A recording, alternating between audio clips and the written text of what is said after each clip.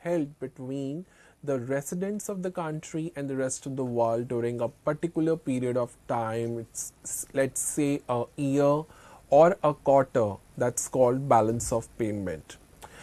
In other words, we can also say that it records a trade in goods and services, income received and paid, any investment loans, foreign or any foreign aid, any transfer, any changes in foreign exchange reserves. It also helps to measure the country economic relationship or economic growth and development with other countries, and it's mainly used for the comparison purposes. The next section is what are the objectives of the balance of payment. It measures the international economic transactions. It also assesses the country financial position, especially when we talk about the economic reserves or foreign reserves, etc. It also determines the foreign exchange requirements, that what would be the procedures and how much the revenues that has been earned in the country. It also formulates the trade and monetary policies, and at last it monitors the international competitiveness and compared with the other countries. The next section is the components of balance of payment.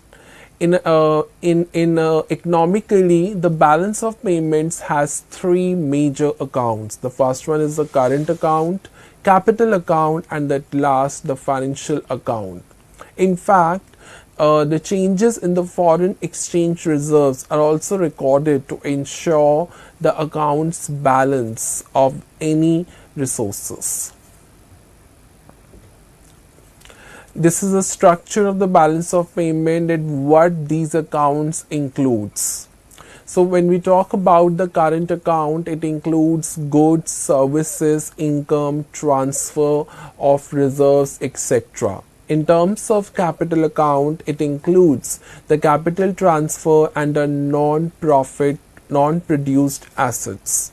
In case of financial account, it includes the foreign investment, loans, banking, capital, and reserve assets. So let's begin with the brief overview of all these three accounts, that's current account, capital account, and financial account. So let's begin with the first type of account, that's called the current account. The current account records the transactions which includes the goods, services, income, current transfer, which are and this account has also been classified into four major parts.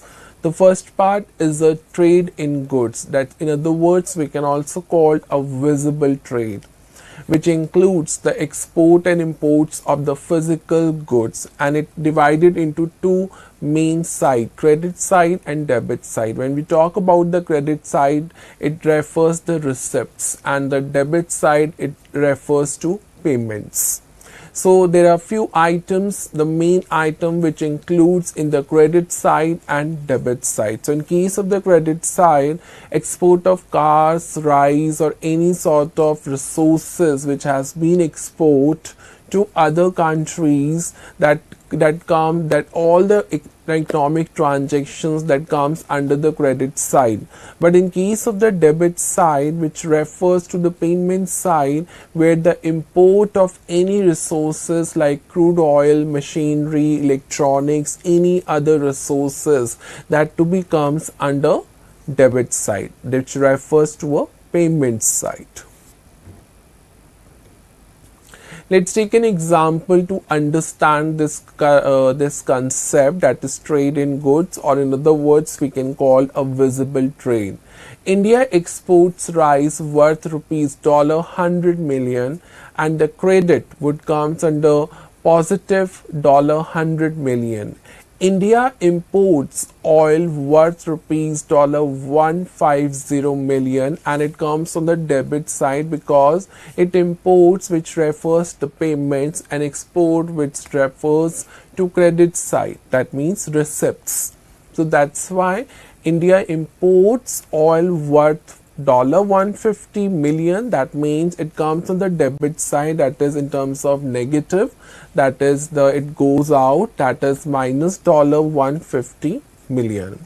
And what would be the trade balance? That would be the left is minus 50 million, because as the negative balance is more as compared to the positive balance, that means that called a trade deficit. So any balance where that comes in the negative, we always say the trade deficit. If any trade balance which comes into a positive that value comes into a positive way, that called a trade surplus. Let's talk about the second part, that's called a trade in services. When we talk about services, after all, the term we always came into our mind, that's called the invisible trade, and which includes the various services in any country. That includes the tourism, transportation, banking, insurance, IT services, and education. For example, India earns IT services $70 billion and tourism $20 billion. Total service exports, that is $90 billion. India pays a foreign airlines $50 million, foreign education $10 million. So the total service imports, that is $25 billion. That means the receipts, that is the India earns, that is receipts, it's more than the payments, that is on debit side. So the receipts comes on the credit side and the payments comes on the debit side. So hence the service balance, as it is an invisible trade, so we can also refer to the balance way, that's called the service balance, that is 90 minus 25, that is positive 65 billion. The next part is the primary income. Primary income includes the interest, the dividends, profits, wages, etc. For example, Indian company receives profits from its UK branch, that is equal to $4 billion. Foreign companies earns profit from India, that is $10 billion. That means 4 minus 10, it's equal to the primary income balance, that to be equal to minus 6 billion. That is trade. That is when we talk about it, is not a terms to be called trade, as it is an primary income balance. That term comes into a negative, that is minus $6 billion. And the last part is a secondary income. In other words, we can also call a current transfer. These are the transfers without receiving anything in return, and that's called the secondary income. For example, workers' remittances, gifts, donations, foreign aid, pension payments, etc. Let's understand with the help of an example. Indians working abroad send home, that is $90 billion. India gives foreign aid, that is $5 billion. Then what would be the secondary income balance? That is 90 minus 5, it becomes a positive 85 billion. So this is how you can explain using the following example. So this is a current account formula, that how to calculate the current account balance, that it is equal to the trade balance plus service balance plus primary income and secondary income, the four major parts. So whatever the values comes at a positive or negative, when we add it or subtract together, we can easily calculate the current account balance. For example, the trade balance is minus 50, services, that is positive 65, primary income minus 6, transfer plus 85 billion. So the current account would be the minus 50 plus 65 minus 6 plus 85, then the overall balance that we estimated in terms of current account balance, that which is equal to the positive $94 billion, and that's called the surplus. The next account, the second category of account, called a capital account. The capital account records the capital transfer and transactions which includes the non-produced or non-financial assets. For example, debt forgiveness, transfer of ownership rights, patents, copyrights, trademarks, etc. And that all come because these are non-financial assets, these are non-produced assets that to become under the capital account. For example, India receives the patent rights worth rupees $3 billion. So the capital account would be plus $3 billion, because after all it increases the value of the company. The next and the third category, called the financial account. Financial account records the overall international investment flows. It includes the main parts like foreign direct investment. Foreign direct investment refers to an investment which involving the ownership and control of operations of the business. For example, a Japanese company built a factory in India worth rupees 5 billion. That means the FDI inflow, because the international company have invested in India in a factory to construct a factory. That means it is a FDI inflow, and that is equal to the positive 5 billion.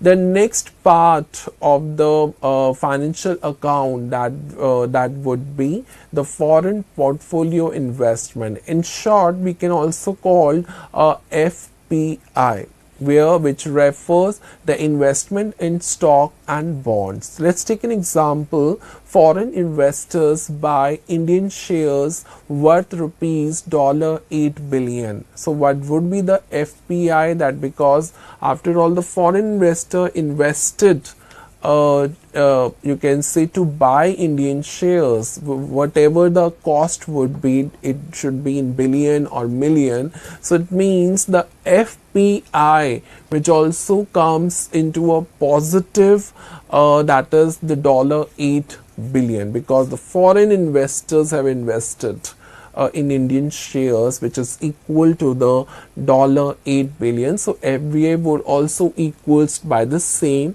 amount.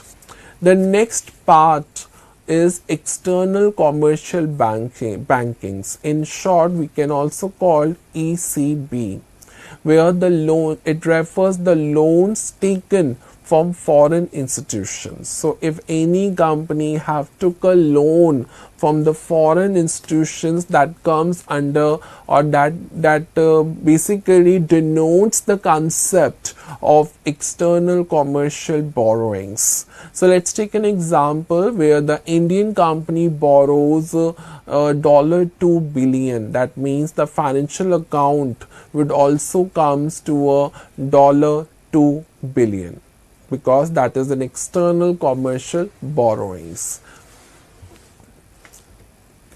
And the next part is banking capital, which includes the overall banking receipts, banking loans, any short-term capital that becomes under the banking capital.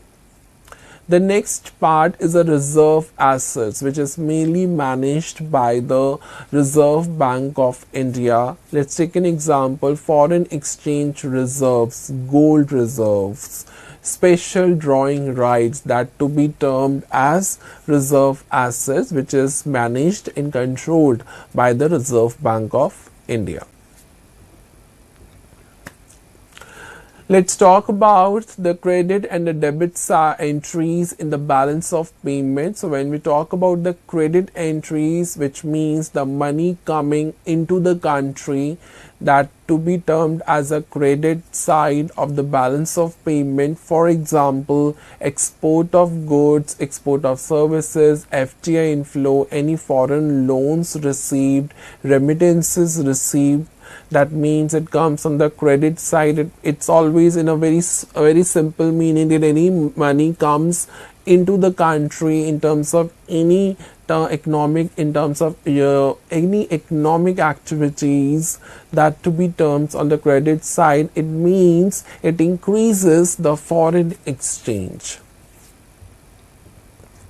Let's talk about the debit side, where the money going out of the country. For example, especially the one of the case called imports, where the money is just going out from the country.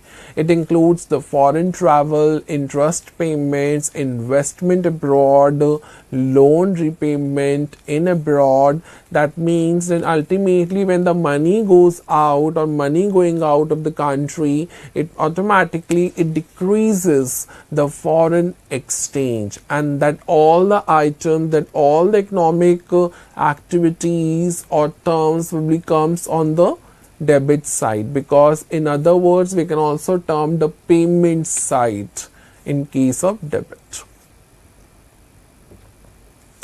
The next concept is a balance of payment surplus.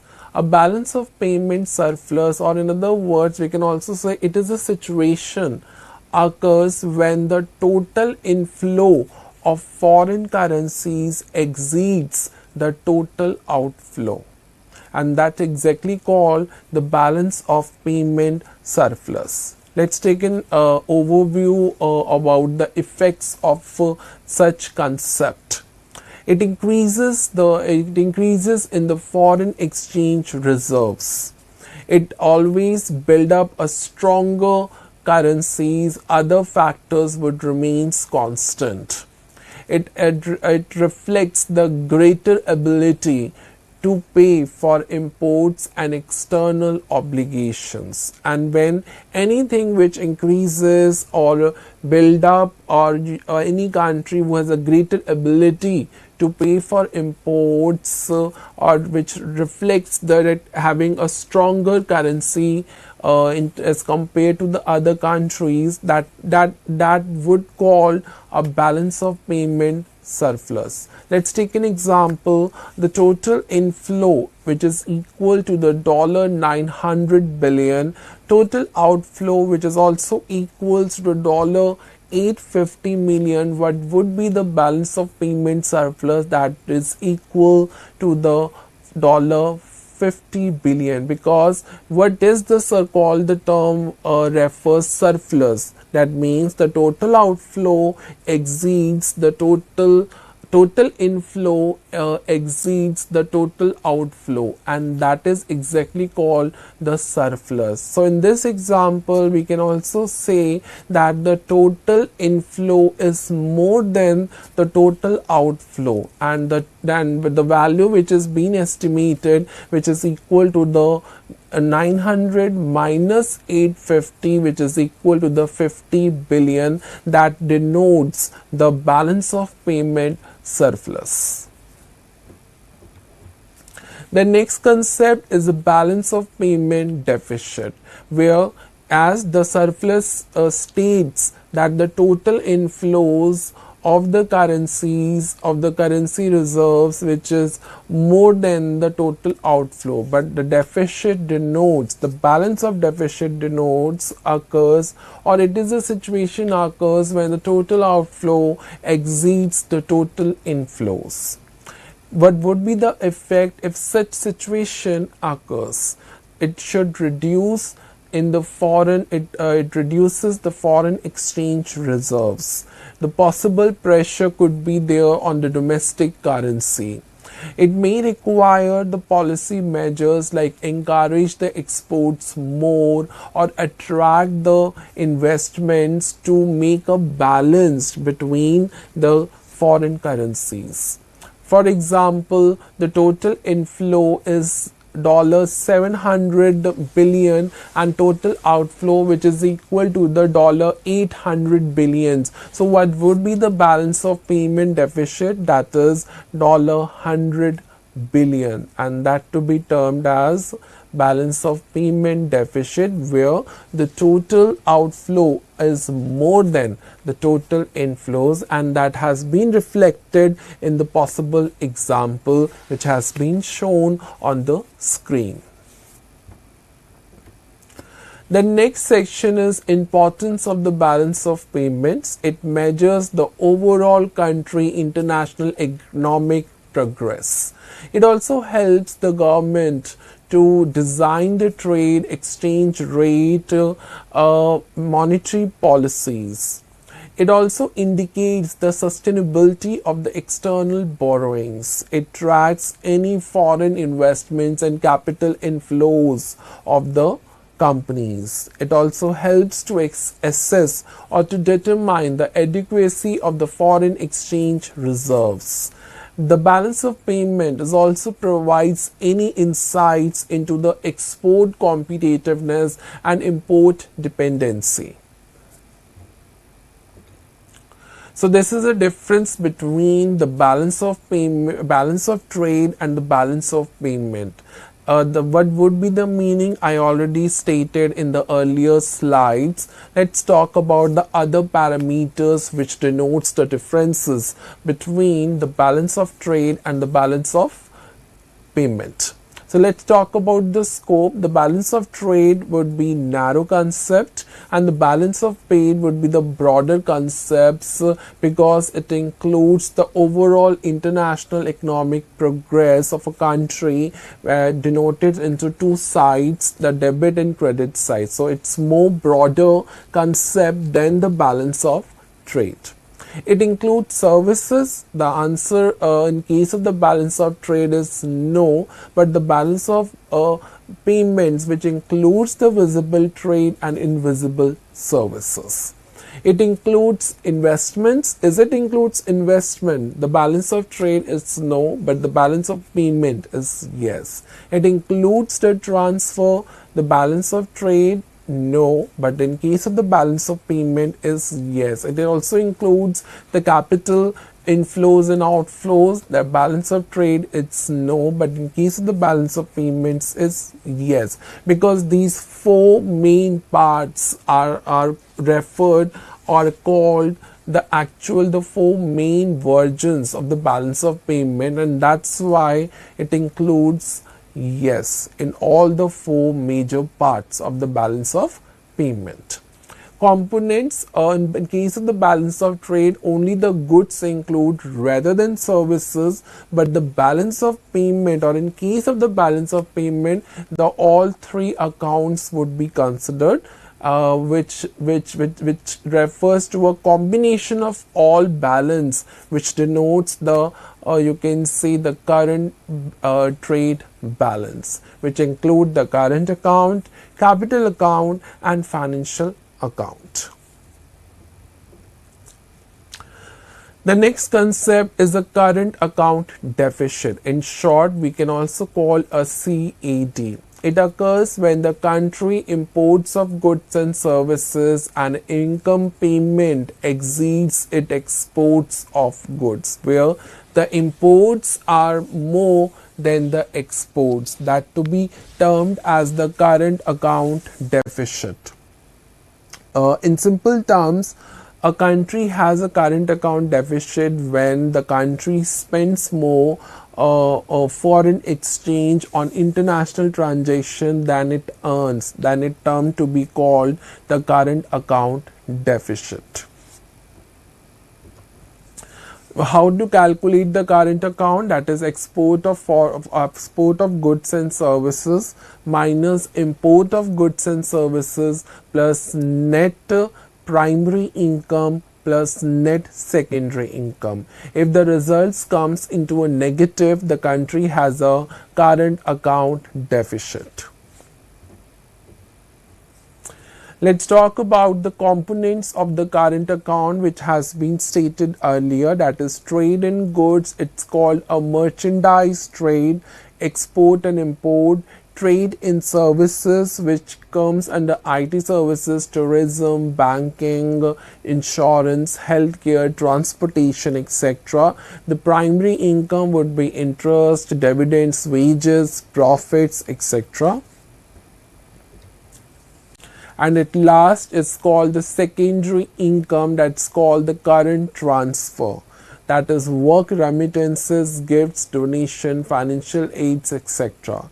This is a follow-up example which states export of goods, how to calculate the current account balance. So export of goods, that is $400 billion, import of goods 600, net services it's positive 90, a net primary income, that is minus 30, and net secondary income, that is positive 70.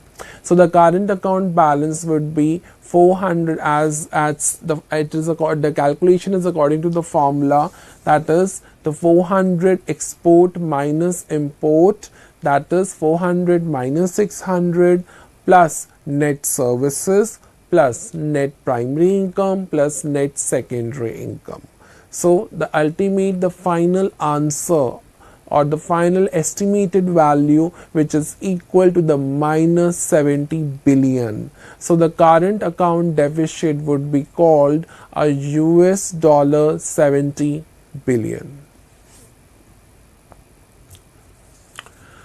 Let's talk about the next section, that is the causes of the current account deficit. It leads to a high import of crude oil and petroleum products. It refers to a large import of gold and electronic goods, a weak export performances, and it also leads to the interest rate would become higher and dividend payments would also higher to the foreign investors. It also reflects the stronger domestic demand for imported goods. It refers to a global economic slowdown which not only affects the export but also imports as well. It increases the value of domestic currencies, which makes the imports more cheaper and exports relatively expensive, and that would be just due to the current account deficit. Let's talk about the main effects of the current account deficit as a positive effects and the negative effects. Positive effects, if it is at a moderate value or a moderate you can say extent, it supports the investment and economic growth when financed by any stable you can say capital inflows. It also enables the import of capital goods and advanced technologies. It helps to meet up the domestic demand when production is insufficient. What would be the negative effect when the value of the CAD is more? So it reduces the foreign exchange reserves if it is not financed by any company capital inflow. It also increases the dependency level on the foreign borrowing and investment. It can put the downward pressure on the domestic currency. It may also increase the debt level, or that's called an external debt. It may reduce the investor confidence if the deficit becomes unsustainable.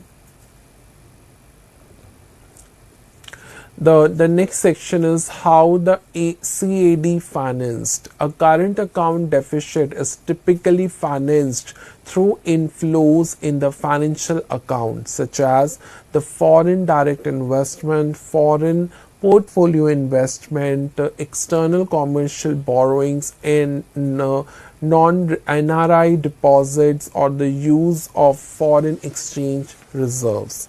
So it is mainly financed when any inflows happened or occurred in the financial accounts.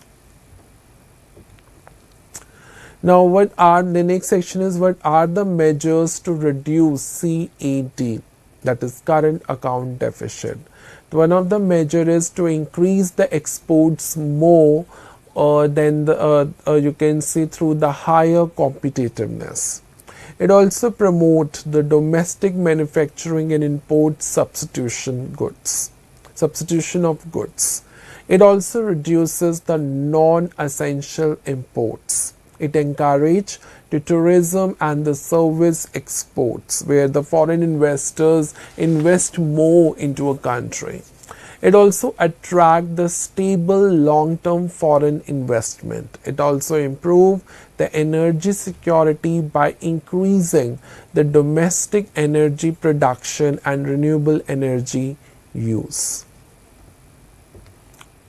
So this is the difference between the current account deficit and the current account surplus. The meaning, there are 5 main parameters to differentiate these two terms. So the current account deficit refers to an import and income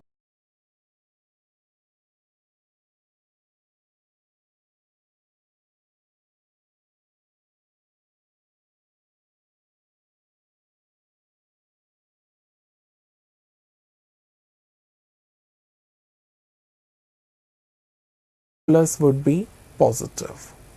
In case of the financial exchange, the net outflow would be referred as current account deficit, but net inflow would be referred as a current account surplus. What would be the impact on reserves? So the current account deficit may reduce reserves if not financed by the capital inflows, but current account surplus may increase the reserves. The next is external financing. That's true, as it is a case of a deficit, external financing is more required. Current account surplus is generally not required. The next concept is a liberalization of capital account. What is a capital account liberalization? It refers to a gradual remove of all those restrictions on cross-border capital transactions which allow the residents and the non-residents to invest, borrow, lend, transfer any financial capital across the national borders with the few regulatory controls. In India, the capital account liberalization has been gradual and calibrated rather than full capital account convertibility. So the Reserve Bank of India will have an authority to follow a conscious approach to balance the benefits of the foreign capital with financial stability. What would be the background of the capital account liberalization? Before 1991, India capital account was highly regulated by the Reserve Bank of India. In fact, it also restricted the foreign exchange control. It have a very limited foreign investment options. It also restricted on overseas investments by Indian resident. The government approval is more required for most of the capital transactions. Following the 1991 balance of payment crisis, India introduced the economic reforms that gradually liberalized the capital account while the remaining safeguards against the excessive volatility. So this is a major milestones of the current account, you can say, liberalization. In 1991, a new economic policy initiated the external sector reforms. In 1992, one of the reform is the automatic approval route introduced for the selected FDI. In 1993, the market determined the exchange rate introduction. In 1994, the current account convertibility accepted under the IMF Article 8. In 1997, the SS Taraport recommended the phased capital account convertibility, but in 2006, the second Taraport committee suggested a roadmap for the preconditions for the capital account convertibility. And in 2015 onwards, progressive liberalization of FDI limits, overseas investments, FCB norms and investment regulations. So these are the milestones of the current account liberalizations that in these respective years the reforms has been implemented and you can say followed by the citizens of any country. So let's talk about the next section is major liberalization measures. The first one is the foreign direct investment, expansion of an automatic route, higher FDI limits across the many sectors. In fact, the approval process is also simple. The next measure is foreign portfolio investment, where the foreign investments are permitted to invest in Indian equity and debt markets. Rationalized investment limits are over time in India. The next measure is the external commercial borrowings, that is called ECB, where the Indian firms are allowed to borrow from overseas lenders under progressively liberalized norms. Next is the overseas direct investment, that is ODI, where the Indian companies allow to establish a subsidiaries and a joint ventures abroad, where the resident Indians permitted that to invest on the foreign resources under the liberalized remittance scheme. The next is our LRS, that is liberalized remittance scheme, where the residents are remit funds abroad within the price limit for education, travel, investment, gifts and other permitted purposes. So this is the statistical indicators of the capital account liberalization, and the source would be RBI, the balance of payments quarterly in 2025. So the first indicator, that is called the gross FDI inflows, the early reform period, that is US dollar $0.13 billion 1991 to 1992. But what would be the recent position of gross FDI, that is US dollar is 94.5 billion in 2025 according to the report of Reddit. The next is the foreign exchange reserves. So when we talk about the early reform period after 1991, that would be about $5.8 billion, but recent, in case of recent position, that over $690 billion in 2025 to 26. Let's talk about the third indicator, that is current account convertibility. It is not available before 1994, but it is fully optional since 1994. Capital account convertibility, it is highly restricted in the early reforms period, but it is partially and gradually liberalized, but not fully a law in this particular case. FDI route, as it's mostly government approval is required, but what would be the recent position, that is predominantly automatic route in many sectors. This is the Indian capital statistical records according to the RBI balance of payment quarterly basis of 2025 to 26 as compared to other recent years. The current account balance, that is US dollar billion, so quarter 4 2024 to 25, that is 13.6. Quarter 4 2025 to 26, that is 7.1. Capital account balance, that is US dollar billion, that is minus 5.6, but in case of 2025 to 26 minus 1.1, which is you can say more than compared to the quarter 4 2024 to 25.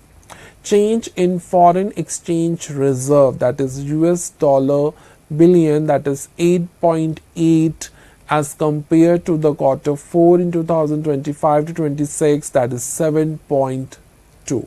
So this is the indicators in terms of statistical values you can, or a statistical data which has been you can say given by the or according to the RBI balance of payment quarterly report, that is 2025 to 26 as compared to the other years or previous years. The next section is what are the advantages of the capital account liberalization. It increased the foreign investment and in fact the greater availability of capital for all businesses. It also improved the foreign market efficiently. It refers to a better technology transfer through FDI. It enhanced the integration process with the global financial markets. It built the economic growth or built the position of the economic growth through increased investment. What are the risks involved in it? It's sudden the capital outflow. Exchange rate volatility changes are more. Exposure to the global financial crisis. Greater vulnerability to the speculative capital movements. Challenges is also there for the monetary policy management. The next section is why India follows a gradual approach. The RBI, the Reserve Bank of India, has consistently maintained that the current account liberalization should proceed only when the macroeconomic conditions are supportive. So the key precondition includes the low and stable inflation, sustainable fiscal deficit, sound banking system, adequate foreign exchange reserve, and stable financial markets. So in that, these are the reasons that the India has following the gradual approach to maintain the capital account liberalization if such preconditions has been fulfilled. So the next section is what are the major factors influencing the current account balance. In the first factor is India trade balance, that is export and import. The trade balance is the largest component of the current account. What would be the influence factor? The higher export increase the current account balance, higher import reduce the current account balance. As per the statistics, export and imports and overall influence is also being mentioned. The export, let's say in dollar US 600 billion and imports would be dollar 500 billions. So the 100 billion would be surplus. Export would be dollar 450 billion and import is 650 billion. That means the minus 300 billion. So if any balance would comes negative, it becomes deficit. The next section is exchange rate. The value of the domestic currency, it significantly affect the import and exports. So the currency depreciation, if the currency depreciates, the exports become cheaper for foreign buyers. Imports become more expensive. Current account tends to improve. If the currency appreciates, then what will happen? The imports become cheaper, exports become more expensive, current account may deteriorate. For example, if the Indian rupee depreciate against the US dollar, the Indian software and textile exports become more competitive, while imported crude oil become more costly. So this is how the influence of the appreciation and depreciation in the currency rates would also influence the export and import of the resources.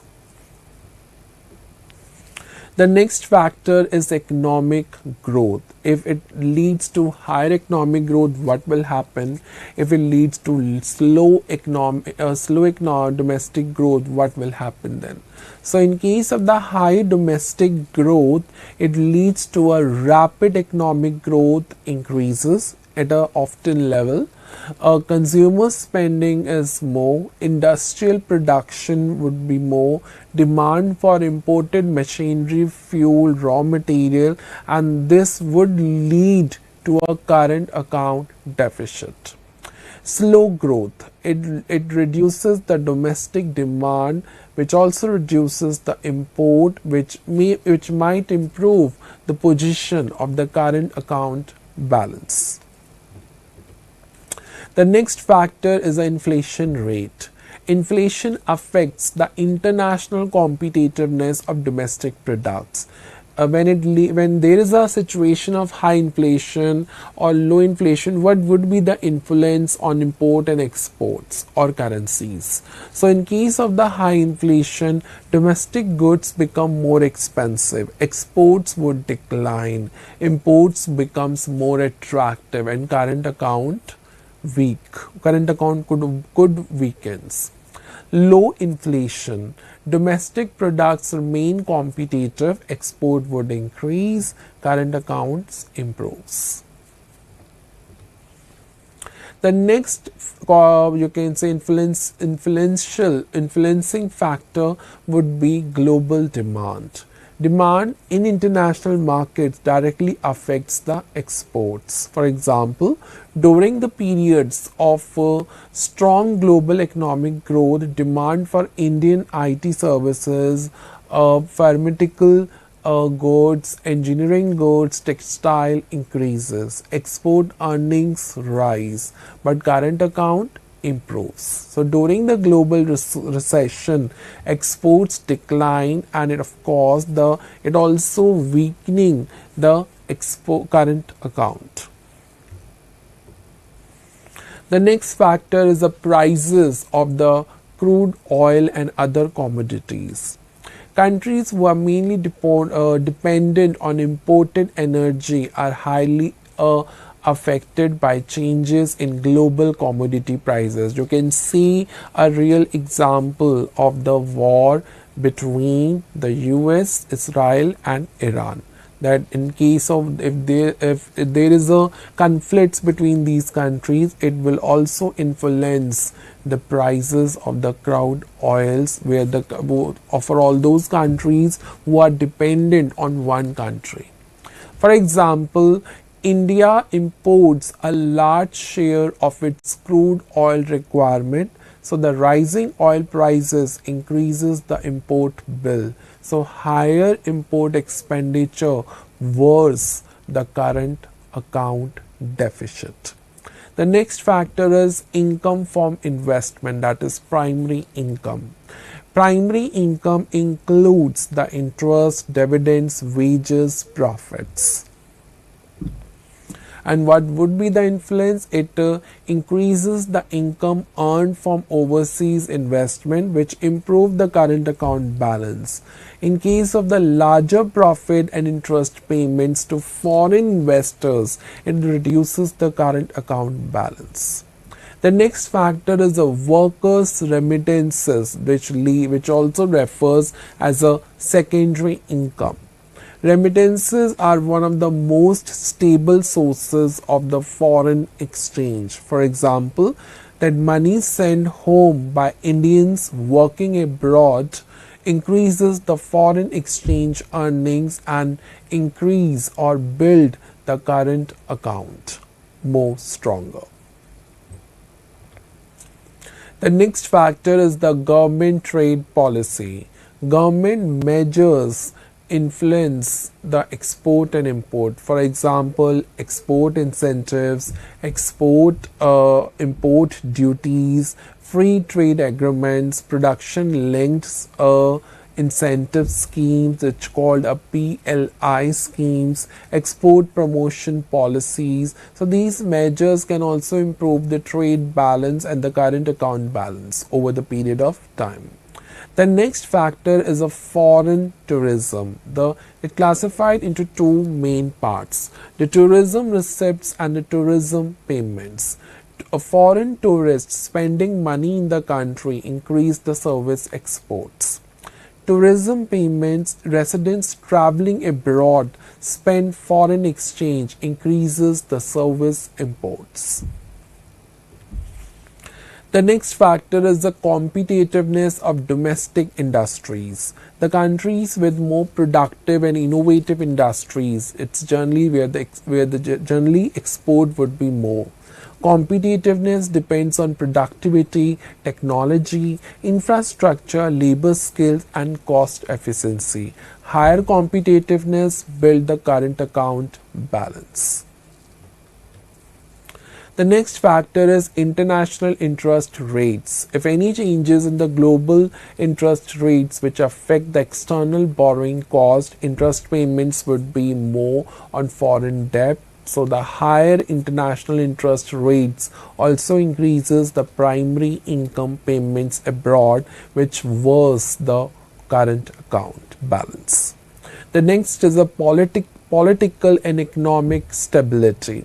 Stable economies attract trade, tourism, international business, where the political uncertainty or conflicts may reduce the export, tourism, and foreign earnings, which affect the current account, and it could turn into deficit. The next concept is government. So what is the meaning of the government? So government is a system or a group of people which is legally authorized to make laws, formulate policies, strategies, maintain the law and order in a country, and administer the affairs of a country or state.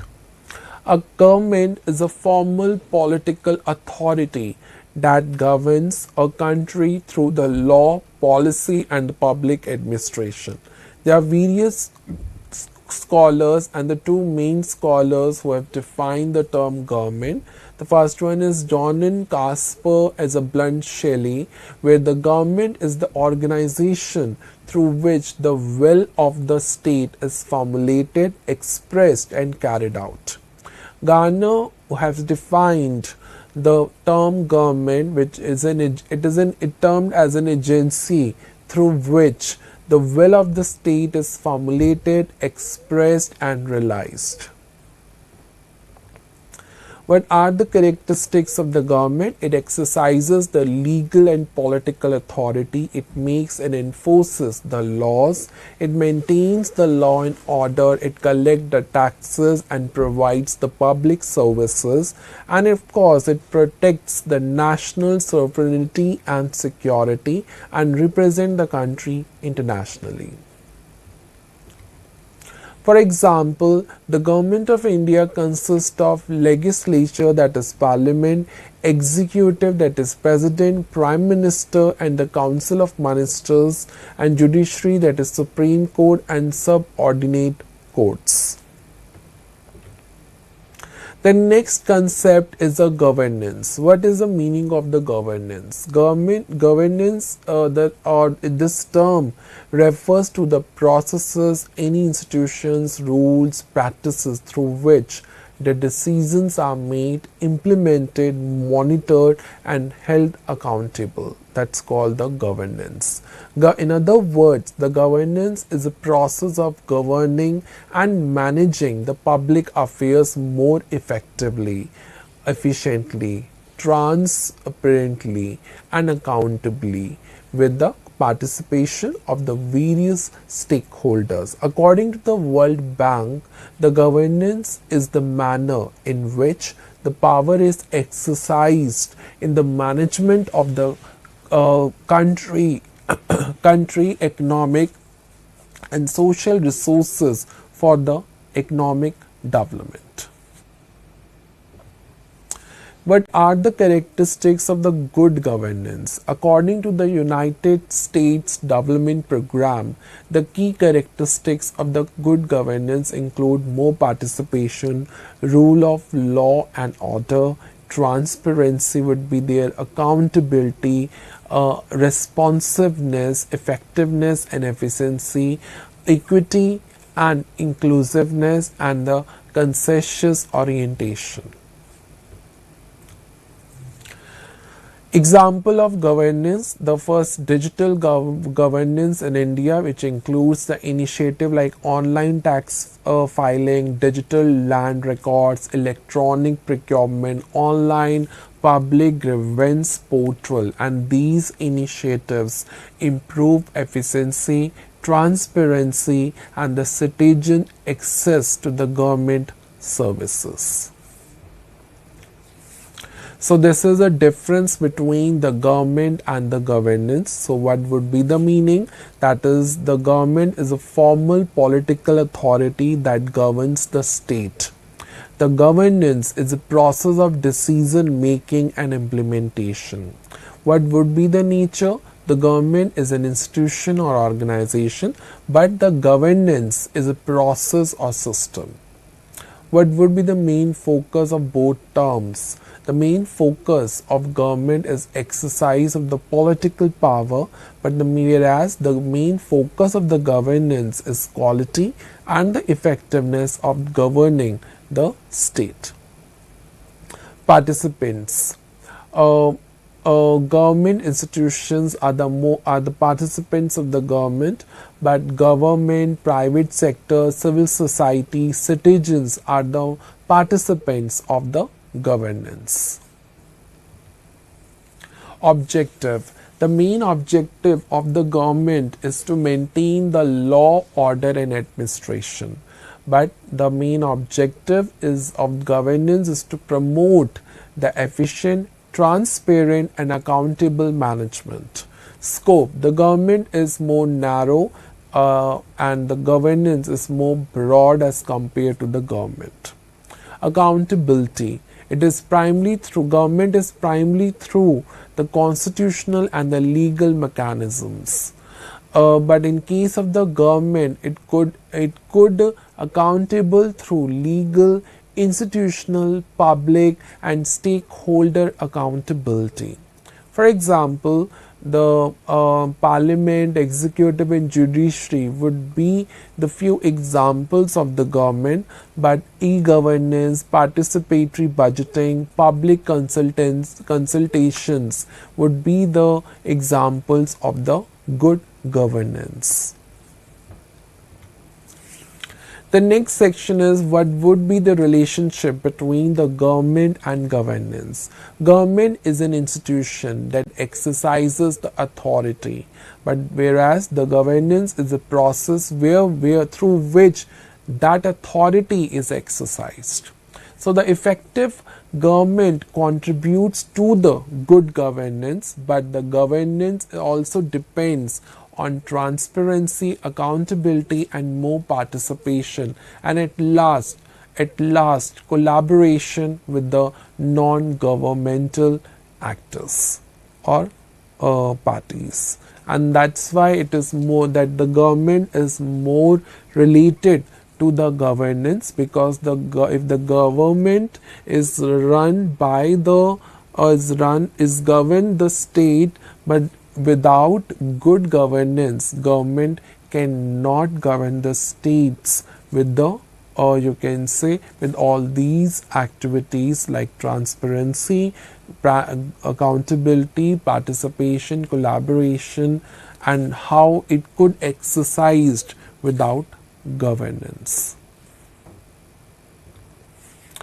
The major types of government. The first one is democracy. Democracy is a form of government through which the supreme power rests with the people, which exercises it directly or indirectly through the elective representatives.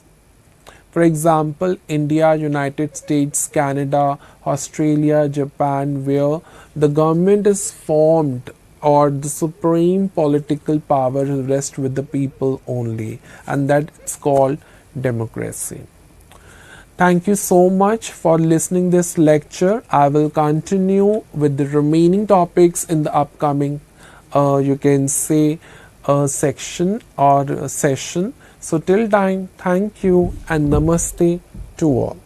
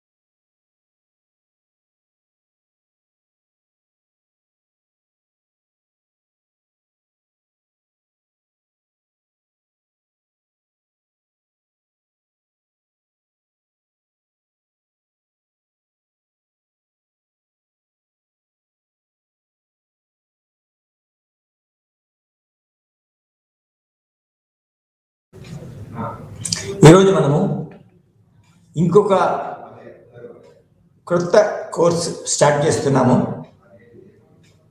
అదే south Asia, దక్షిణ Asia, దక్షిణ్ Asia.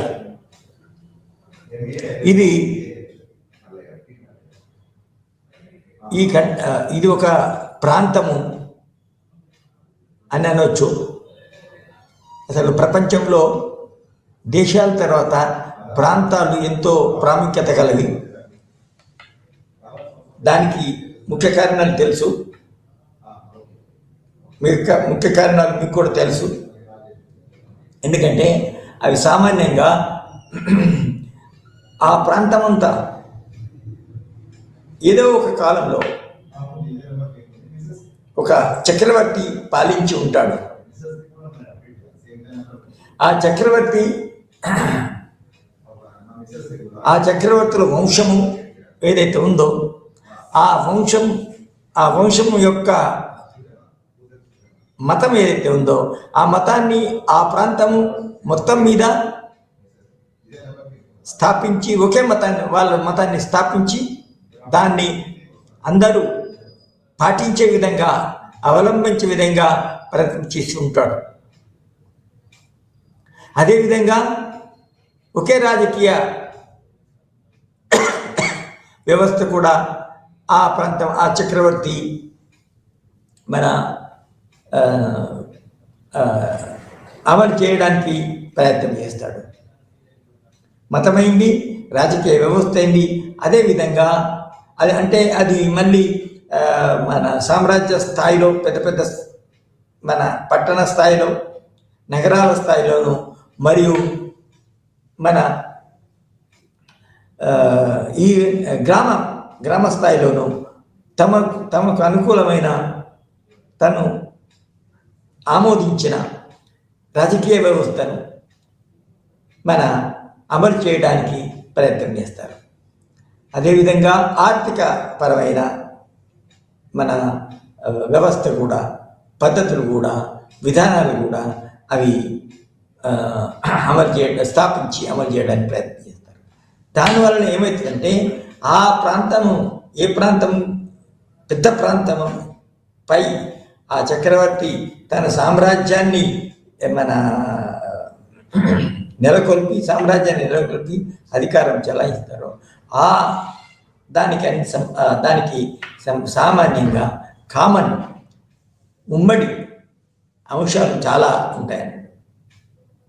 So ఆ విధంగా ప్రపంచం మొత్తంలో కూడా, for example Latin America అనేక, Spain కింద దాంట్లో చాలా ఉన్నాయి. అదేవిధంగా east Asia, Vietnam, Laos, Cambodia, మరి ఇండోనేషియా, ఈ రాజ్యాలకు కూడా కొంచెం మన పరిస్థితి దగ్గర ఉండడం అనే పరిస్థితి ఉండడం వలన అదొక మన ఈస్ట్ ఏషియా అనేది కూడా ఒక ముఖ్యమైన ప్రాంతంగా ఏర్పడుతుంది. అయితే విషయం ఏంటంటే వాళ్ళు సామాన్యంగా అందరు కలిసి డెవలప్ కావాలని ప్రయత్నం చేసుకుంటారు. కానీ నిజానికి ఆ విధంగా మన సౌత్ ఏషియాలో కొన్ని ఇంటర్ డిస్ప్యూట్స్, ఒక ప్రాంతంలోని ఒక దేశం మధ్య బార్డర్ డిస్ప్యూట్స్ ఉన్నాయి.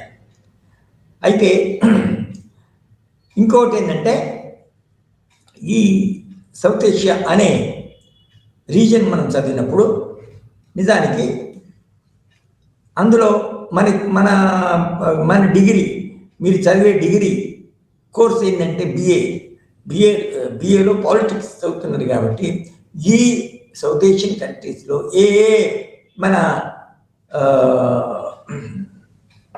రకమైన ప్రభుత్వాలు ఉన్నాయి, పార్లమెంటరీ ప్రభుత్వమా, ప్రెసిడెన్షియల్ ఫార్మ్ ఆఫ్ గవర్నమెంటా, లేకపోతే సెమీ ప్రెసిడెన్షియల్ ఫార్మ్ ఆఫ్ గవర్నమెంటా అని. అదేవిధంగా కొన్నిసార్లు వాళ్ళ యొక్క ముఖ్యమైన మన రాజ్యాంగ సిద్ధాంతం ఏంటి, ఏ సిద్ధాంతంపై రాజ్యాంగం ఏర్పడుతుంది.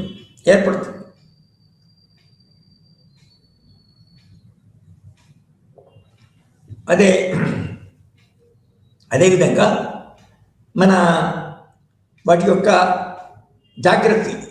జాగ్రఫీ ఏంటి, వాటి యొక్క హిస్టరీ ఏంటి, తర్వాత వాటి యొక్క ఆర్థిక విధానాలు, ఆర్థిక వ్యవస్థలు, ఆర్థిక విధానాలు ఎటువంటి. అదేవిధంగా అవి ఇప్పుడు లెటర్స్ ఇండిపెండెన్స్ తర్వాత కలోనియల్ గవర్నమెంట్ పోయిన తర్వాత నిజానికి అవి ఏ మన వ్యవస్థలను కంటిన్యూ చేసుకున్నాయి, కొత్తగా ఏర్పరచుకున్న వ్యవస్థలు ఏంటివి. ఫర్ ఎగ్జాంపుల్ పాకిస్తాన్ కొత్తగా 1947లోనే 1950 వరకే అసలు పాకిస్తాన్ అనేది లేదు. కానీ ఈ మన ఇండియాకు స్వాతంత్రం వచ్చిన సందర్భంలోని అది పాకిస్తాన్ నిజానికి ఒక మన కంట్రీగా ఏర్పడింది. కొత్త కంట్రీ కాకుండా ఒక భిన్నమైన ఈ వేరే ప్రభుత్వాలు ఏవైతే ఉన్నాయో, ఏ సౌత్ ఏషియాలో వేరే ప్రభుత్వాలు ఏవైతే ఉన్నాయో దానికి భిన్నమైన ఒక మన సిద్ధాంతం ఆధారపడి, ప్రిన్సిపల్స్ పై ఆధారపడి తన దేశాన్ని, తన రాజ్యాన్ని, తన రాజ్యాంగాన్ని ఏర్పరచుకుంది అన్నట్టు. సో ఆ విధంగా మన ఈ సౌత్ ఏషియాని చదివినప్పుడు మనము ఈ ముఖ్యంగా మన సబ్జెక్టుకి సంబంధించింది అంటే రాజనీతి శాస్త్రానికి సంబంధించినంత వరకు ఏ ప్రభుత్వాలు అక్కడ ఉన్నాయి, ఆ ప్రభుత్వాలు ఏ విధంగా పనిచేస్తున్నాయి, అయితే ఆ ప్రభుత్వాల మధ్య ఈ సౌత్ ఏషియాకి సంబంధించిన ప్రభుత్వాల మధ్య ఏ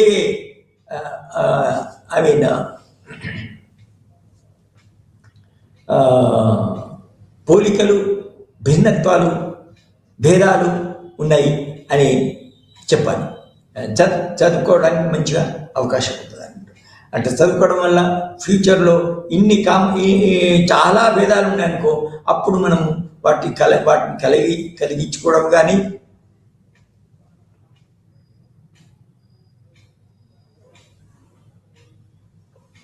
వాటి మీద ఆధారపడి మొత్తము ఒక ప్రాంతాన్ని, ఒక యూరోపియన్ యూనియన్ ఏదైతే ఉందో మీకు తెలుసు కదా, ఈ యొక్క శతాబ్దం యొక్క చాలా ముఖ్యమైన ప్రపంచ స్థాయిలో ఉన్న అచీవ్మెంట్, ప్రజలు సాధించిన అచీవ్మెంట్ ఏంటంటే నిజానికి యూరోపియన్ యూనియన్.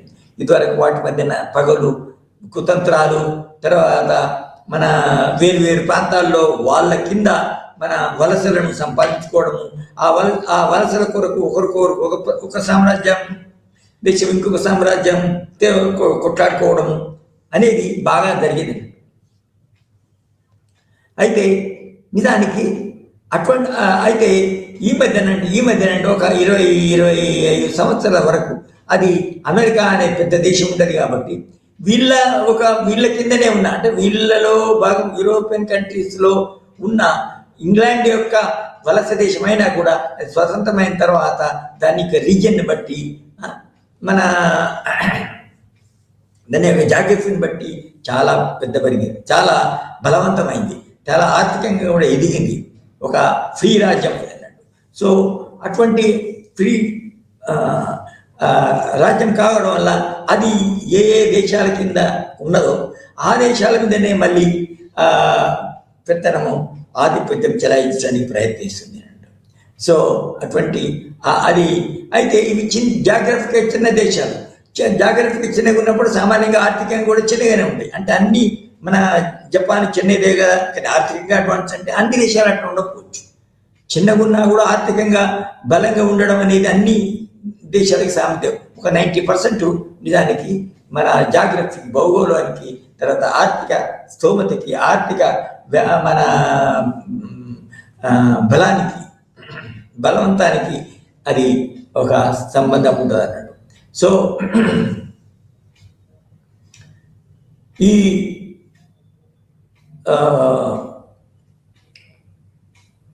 అయితే ఈ ఏషియా ఖండంలో, సౌత్ ఏషియా అంటే ముఖ్యంగా ఏంటి, ఏ కంట్రీస్? ఇండియా, పాకిస్తాన్, బంగ్లాదేశ్, శ్రీలంక,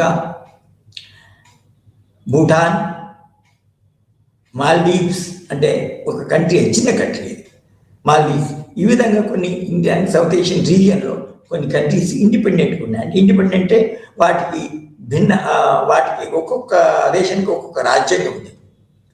నేపాల్ దానికి ఒక రాజ్యాంగం ఉంది. చిన్న దేశమైనా కూడా ఒక రాజ్యాంగం ఉంది, ఒక సంస్కృతి ఉంది, ఒక మతం ఉంది.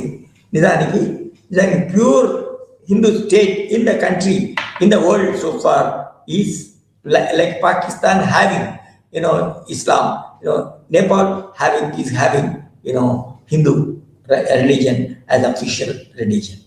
So India, Pakistan, Nepal, Sri Lanka, Bangladesh, Maldives ఇంకొక వేరే ఒక ద్వీపకల్పం ఉంది. సో ఆ విధంగా ఈ సౌత్ ఏషియన్ రీజియన్ ఒక ఇంపార్టెంట్ రీజియన్ అది ఉంది. అయితే ఇక్కడ మనము ఒక రీజియన్ని కలిపి ఎందుకు చదువుతున్నాము అంటే నిజానికి అవి కామన్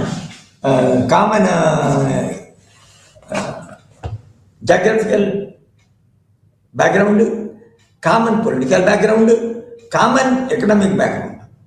సామాన్యంగా కామన్ పొలిటికల్ బ్యాక్గ్రౌండ్ ఉంటే ఒక ఈ దేశాలన్నీ కనుక ఒక స్వతంత్రం, ఒక మన సామ్రాజ్యవాద దేశం కింద ఉన్నప్పుడు సామాన్యంగా వాటికి common political and common economic వ్యవస్థ ఉంటుంది అన్నట్టు. ఎందుకంటే ఫర్ ఎగ్జాంపుల్ మనం భారతదేశము, Sri Lanka, Bangladesh, so called Bangladesh, so called Pakistan and Nepal అవి మన బ్రిటిష్ వలస దేశం కింద, తర్వాత ఇతర వలస దేశాల కింద ఉన్నాయి. కాబట్టి దానికి వీటన్నిటి కామనాలిటీ ఉంటుంది. కానీ చాలా రోజులు, చాలా కాలము మన బ్రిటిష్ వాళ్ళ కింద ఉండడం వల్ల అవి నిజానికి అవి ఒకే మన ఇది వాట్ ఈస్ దిస్ శ్రీలంక, తర్వాత పాకిస్తాన్, తర్వాత ఇండియా మరియు నేపాల్, తర్వాత ఇతర మన దేశాలు, ఇతర సౌత్ ఏషియా, దక్షిణ ఏషియా దేశాలు నిజానికి ఒకే ఫార్మ్ ఆఫ్ గవర్నమెంట్ కూడా ఉన్నాయి. ఫార్మ్ ఆఫ్ గవర్నమెంట్ అంటే పార్లమెంటరీ ఫార్మ్ ఆఫ్ గవర్నమెంట్, లేకపోతే ప్రెసిడెన్షియల్ ఫార్మ్ ఆఫ్ గవర్నమెంట్. కానీ ముఖ్యంగా ఇదే ప్రపంచంలో ఉన్నాయన్నట్టు. కానీ మన ఈ సౌత్ ఏషియాలో ముఖ్యంగా వీటన్నిటి 90% ఆఫ్ ద కంట్రీస్ ఇవి మన బ్రిటన్ కింద ఉన్నాయి. కాబట్టి బ్రిటన్లో ఏ విధంగా వెస్ట్మిన్స్టర్ మోడల్ ఉందో, పార్లమెంటరీ సిస్టమ్ ఆఫ్ గవర్నమెంట్ ఉందో, ఆ పార్లమెంటరీ సిస్టము ఈ అన్ని సౌత్ ఏషియన్ కంట్రీస్లో ఉన్నది. ఫర్ ఎగ్జాంపుల్ ఇండియా తీసుకోండి, పాకిస్తాన్ తీసుకోండి, బంగ్లాదేశ్ తీసుకోండి, నేపాల్ తీసుకోండి, తర్వాత ఇంకా మాల్దీవ్స్ ఇవన్నీ తీసుకున్నా కూడా నిజానికి ఈ మన సిక్కిం, భూటాన్ తీసుకోండి, వీటన్నిటి కంట్రీస్లో కూడా పార్లమెంటరీ విధానం ఉంది. సో ఆర్థిక విధానాలు వేరు ఉండొచ్చు. నిజానికి పార్లమెంటరీ విధానం ఒకే విధంగా అన్నింటిలో ఉన్నా కూడా ఆర్థిక వ్యవస్థ వేరుగా ఉండొచ్చు. తర్వాత ఆర్థిక విధానాలు కూడా ఒక్కొక్క ప్రభుత్వము, ఒక్కొక్క పార్టీ ఆధ్వర్యంలో పనిచేస్తుందో ఆ పార్టీ నిజానికి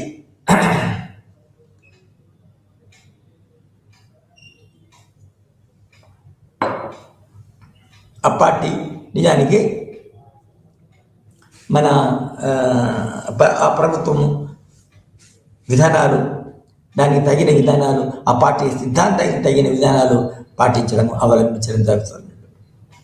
సో ఈ విధంగా మనము ఈ సౌత్ ఏషియాలో ఉన్న, అయితే ఇక్కడ మనం ఇంకొకటి లాభదాయకమైనది చూసుకోవాల్సిందంటే ఈ పేపర్ చదివినప్పుడు ఈ రీజన్ అని అంటాం కానీ దానికి ఇందులో ఉన్న దేశాలన్నిటినీ కంపేర్ చేయడానికి ముఖ్యంగా అవకాశం ఉంటుంది అన్నట్టు.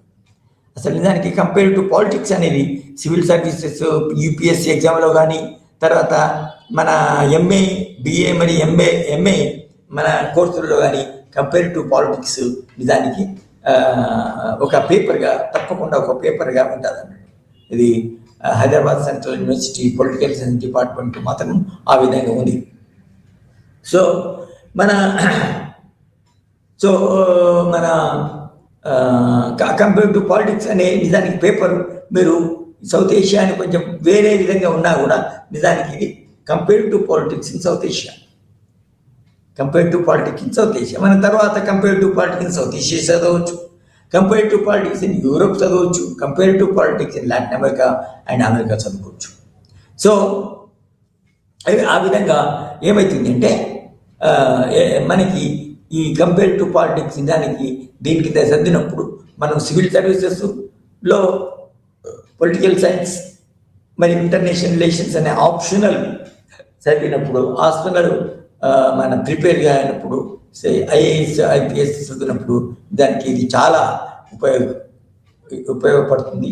తర్వాత ఈ పేపర్ మీరు చదవనక్కర్లేదు, ఈ పేపరు మీరు చదవనక్కర్లేదు, ప్రిపేర్ కానక్కర్లేదు, అంత టైం స్పెండ్ చేయనక్కర్లేదు. ఏదైతే ఐఏఎస్లు వేరే వేరే పేపర్స్ ఉంటాయో ఆ పేపర్స్ మీరు చదవాలి. సో ఇప్పుడు మనం మొదలు పెడదాం. ఇది ఇన్ని రోజులు ఒక ఇండియా గురించి చదివినాము, విదిన్ ఇండియా నిజానికి స్టేట్ పాలిటిక్స్ చదివినాము. నిజానికి ఇంకొకటి చదవాల్సి ఉండే ఏంటంటే compare to state politics in India or compare to regional politics in India అని చదివితే బాగుండేది. ఫర్ ఎగ్జాంపుల్ మన దేశము ఒక ఖండ స్థాయికి చెందినది, ఒక ఖండం ఉపఖండం అనాలి. ఉపఖండం ఎందుకు ఖండమే అనవచ్చు, ఎందుకంటే కొన్ని దేశాలే కొన్ని ఖండాలే దేశాలుగా అది చేసినప్పుడు మనకి ఆస్ట్రేలియా ఉంది, ఆస్ట్రేలియా ఖండం, but it's also country. So ఆ విధంగా మన దేశము ఈ సౌత్ ఏషియా ప్రాంతము మనం చదవడం వల్ల అనేక లాభాలు ఉన్నాయి. దాని అండర్స్టాండింగ్ తర్వాత ఇంకోటి ఏంటంటే ఇంటర్నేషనల్ రిలేషన్స్లో కూడా ఇది చాలా పనికి వస్తుంది. అయితే ఇందులో ఉన్న ముఖ్యమైన విషయాలు, ఈ సౌత్ ఏషియాలో ముఖ్యమైన విషయాలు, కామన్ విషయాలు ఏమున్నాయి అని అక్కడక్కడ కంపేర్ కూడా ఆటోమేటిక్ చదువుతున్నప్పుడు మనకు ఒక దేశం, ఒక ఖండము, ఒక ప్రాంతములోని ఒక ఖండము లేక ఒక ప్రాంతంలోని ప్రాంతాలన్నింటి మనం చదువుతున్నప్పుడు అవి విడివిడిగా అవి ఆటోమేటిక్గా ఉండవు, విడిగా ఉండవు. మనం విడిగా చేసి చదివినా కూడా విడిగా ఉండవు. అవి ఎప్పటికి కంపేర్ అయితే ఉంటుంది. ఇండియా చాలా పెద్దది, పాకిస్తాన్ చాలా చిన్నది. అది ఆటోమేటిక్గా అక్కడ అవుతుంది. సో నిజానికి అక్కడ మనం చూడాల్సింది ఏంటంటే ఒక పెద్ద దేశము జాగ్రఫీలుగా చాలా పెద్దగా ఉన్నప్పుడు చిన్న దేశం మీద ఏ విధంగా ఇండైరెక్ట్గా ఆధిపత్యం ఉంటుంది, పెత్తనం ఉంటుంది. అది సబ్జెక్టు కాదు. ఆబ్జెక్టివ్ అంటే అది ఆటోమేటిక్గా అది పెద్ద కంట్రీ, శ్రీలంక కంటే పెద్ద కంట్రీ, బంగ్లాదేశ్ కంటే పెద్ద కంట్రీస్, భూటాన్ కంటే పెద్ద కంట్రీ. సో ఆ విధంగా దానివల్ల నిజానికి ఇండియా అటువంటి పెద్ద దేశాలకి లాభం ఏంటిది అనేది కూడా మనం సుస్పష్టంగా మన రియలిస్టిక్గా తెలుస్తుంది అన్నట్టు. సో మనకి ఈరోజు ఇక మనము ఈ కోర్సు ఈ పేపర్ సౌత్ ఏషియా అనే కొత్త పేపరు, దీని యొక్క కోడు 144. దీనికి కోడు 144. తర్వాత దీని పేపర్ పేరు ఇంట్రొడక్షన్ టు సౌత్ ఏషియా. అన్నప్పుడు ఆ సౌత్ ఏషియాలో ఉండే పాలిటిక్స్ అవుతుంది, economy south Asia, history south Asia, geography ఇవన్నీ చదువుతాం. కాబట్టి ఇది నిజానికి మీరు ఏ కాంపిటేటివ్ ఎగ్జామినేషన్స్కి ప్రిపేర్ అయినప్పుడు ఇది చాలా మీకు ఉపయోగపడుతుంది. సో నిజానికి కాంపిటేటివ్ పేపర్ చదువుకున్న వాళ్ళందరికీ నిజానికి మన కంపేరిటివ్ పాలిటిక్స్ సౌత్ ఏషియా బాగా ఉపయోగపడుతుంది. అదే కాకుండా అందులో ఇంటర్నేషనల్ రిలేషన్స్ అనే సెక్షన్ ఏదైతే ఉందో దానికి కూడా ఉపయోగపడుతుంది. So now let us start the study of south Asia. అయితే సౌత్ ఏషియా ఫస్ట్లో మనకి మన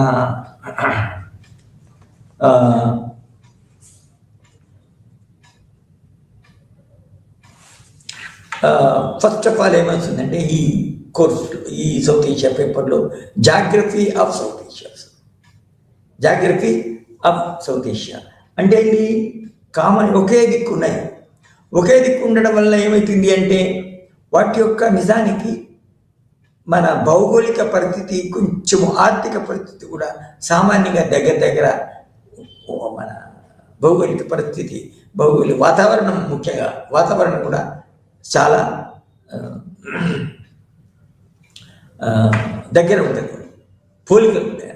For example, temperature in Pakistan is the same with the temperature in India, Sri Lanka, Bangladesh, and then Bhutan, Maldives, and then Nepal also. So ఆ విధంగా వాతావరణం ఒకే విధంగా ఉంటుంది. Geography అంటే ఏంటి అంటే ఇవన్నీ ఒక ఇండియన్ సబ్ కాంటినెంట్ చుట్టూ నిజానికి ఆవరించున్నాయి. ఇండియన్ సబ్ కాంటినెంట్ ఇండియాకు చుట్టూ ఆవరించున్నాయి. అయితే ఇక్కడ అదేంటంటే భౌగోళికంగా దగ్గర ఉందని చెప్పుకున్నప్పుడు వేరే విషయాల్లో కూడా దగ్గర ఉండడానికి అవకాశం ఉంది. వేరే విషయాలలో కూడా అవి ఫర్ ఎగ్జాంపుల్ జాగ్రఫికల్ హిస్టరీ అన్నప్పుడు అంటే జాగ్రఫీ హిస్టరీ ఉన్నప్పుడు నిజానికి ఈ మన వీటన్నిటి జాగ్రఫికల్ ఫీచర్స్ అన్నీ కూడా ఒకే విధంగా దేశాలు వేరైనా కూడా జాగ్రఫికల్ ఫీచర్స్ అన్ని ఒకటే ఉంటాయి. ఫర్ ఎగ్జాంపుల్ క్లైమేట్ కానీ తర్వాత మన ఏంటి వాటర్ ఫెసిలిటీస్ ఫర్ ఎగ్జాంపుల్ కామన్గా ఉంటాయి. తర్వాత ఒకే విధంగా ఉన్నాయి ఏంటంటే రాజకీయ మన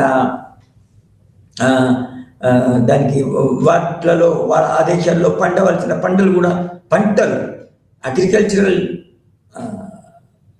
ప్రొడక్ట్స్ కూడా ఒకటే ఉంటాయి. ఫర్ ఎగ్జాంపుల్ శ్రీలంకలో కూడా వరి పడుతుంది, మన భారతదేశంలో వరి పడుతుంది. మన సే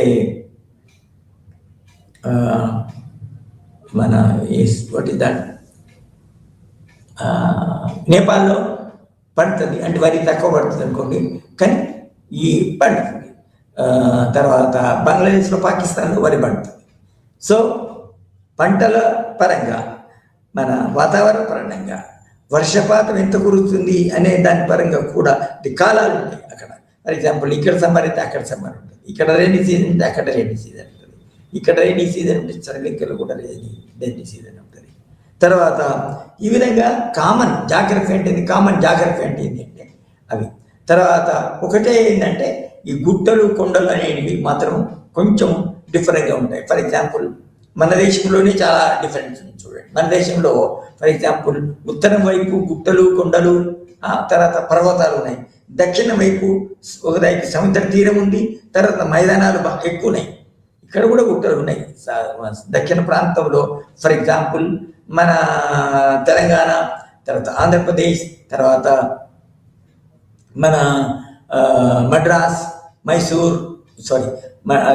చెన్నై, మద్రాస్, తర్వాత కర్ణాటక, దాని తర్వాత కేరళ, తర్వాత మన ఈ దేశాలన్నింటిలో నిజానికి మన కామన్ ఒకే మన పోలికలు ఉన్నాయి. అయితే ఇక్కడ విషయం ఏంటంటే దూరంలో కూడా కొంచెం డిఫరెన్స్ ఉంటుంది. ఫర్ ఎగ్జాంపుల్ మన నార్త్లో చలి ఎక్కువ ఉంటుంది, తర్వాత నార్త్లో వెస్ట్లో సౌత్ ఎక్కువ చలి ఎక్కువ ఉంటుంది. తర్వాత ఇండియాలో మన దక్షిణంలో తర్వాత వేడి ఎక్కువ ఉంటుంది. తర్వాత నార్త్ కంటే చాలా దగ్గర ఇక్కడ -2 ఎప్పుడు రాదు, ఎప్పుడైనా కూడా 9 వరకు వస్తుంది మ్యాక్సిమం, అంటే 9-10 టెంపరేచర్ పడుతుంది ఎంత చలికాలమైనా కూడా. అదేవిధంగా సౌత్ ఏషియన్ కంట్రీ మన వేరే దక్షిణ ప్రాంతాల్లో కూడా. సో ఆ విధంగా కామన్ జాగ్రఫీ అనేది ఈ రీజన్ యొక్క ఫీచర్. సో కామన్ జాగ్రఫీ ఆ విధంగా ఉంటుంది. కాబట్టి మనం పోతూ చూస్తాము ఆర్థిక విధానాలు, ఆర్థిక వ్యవస్థ ఏదైతే ఉందో ఆ విధంగా ఈ కామన్ జాగ్రఫీ యొక్క ఫలితాలు పడతాయా, మన ప్రభావం ఉంటుందా అనేది చూడగలము. తర్వాత నంబర్ 9 కామన్ జాగ్రఫీ అయిన తర్వాత కామన్ హిస్టరీ.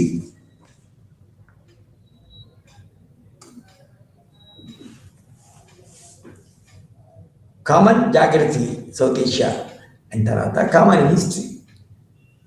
హిస్టరీ తర్వాత కల్చర్ కూడా చదువుతాం మనం. ఈ కామన్ హిస్టరీ ఏంటంటే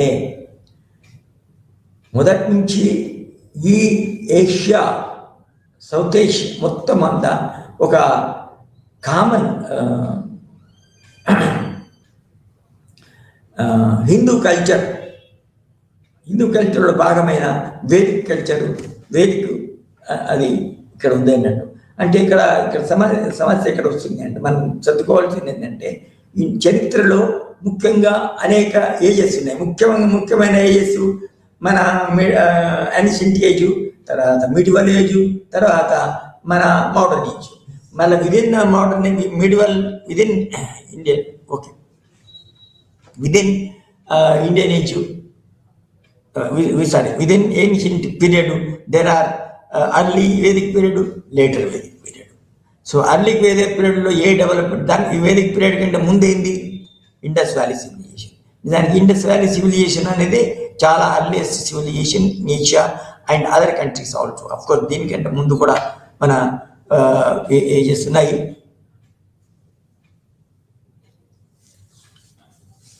మన కల్చర్ ఉంది.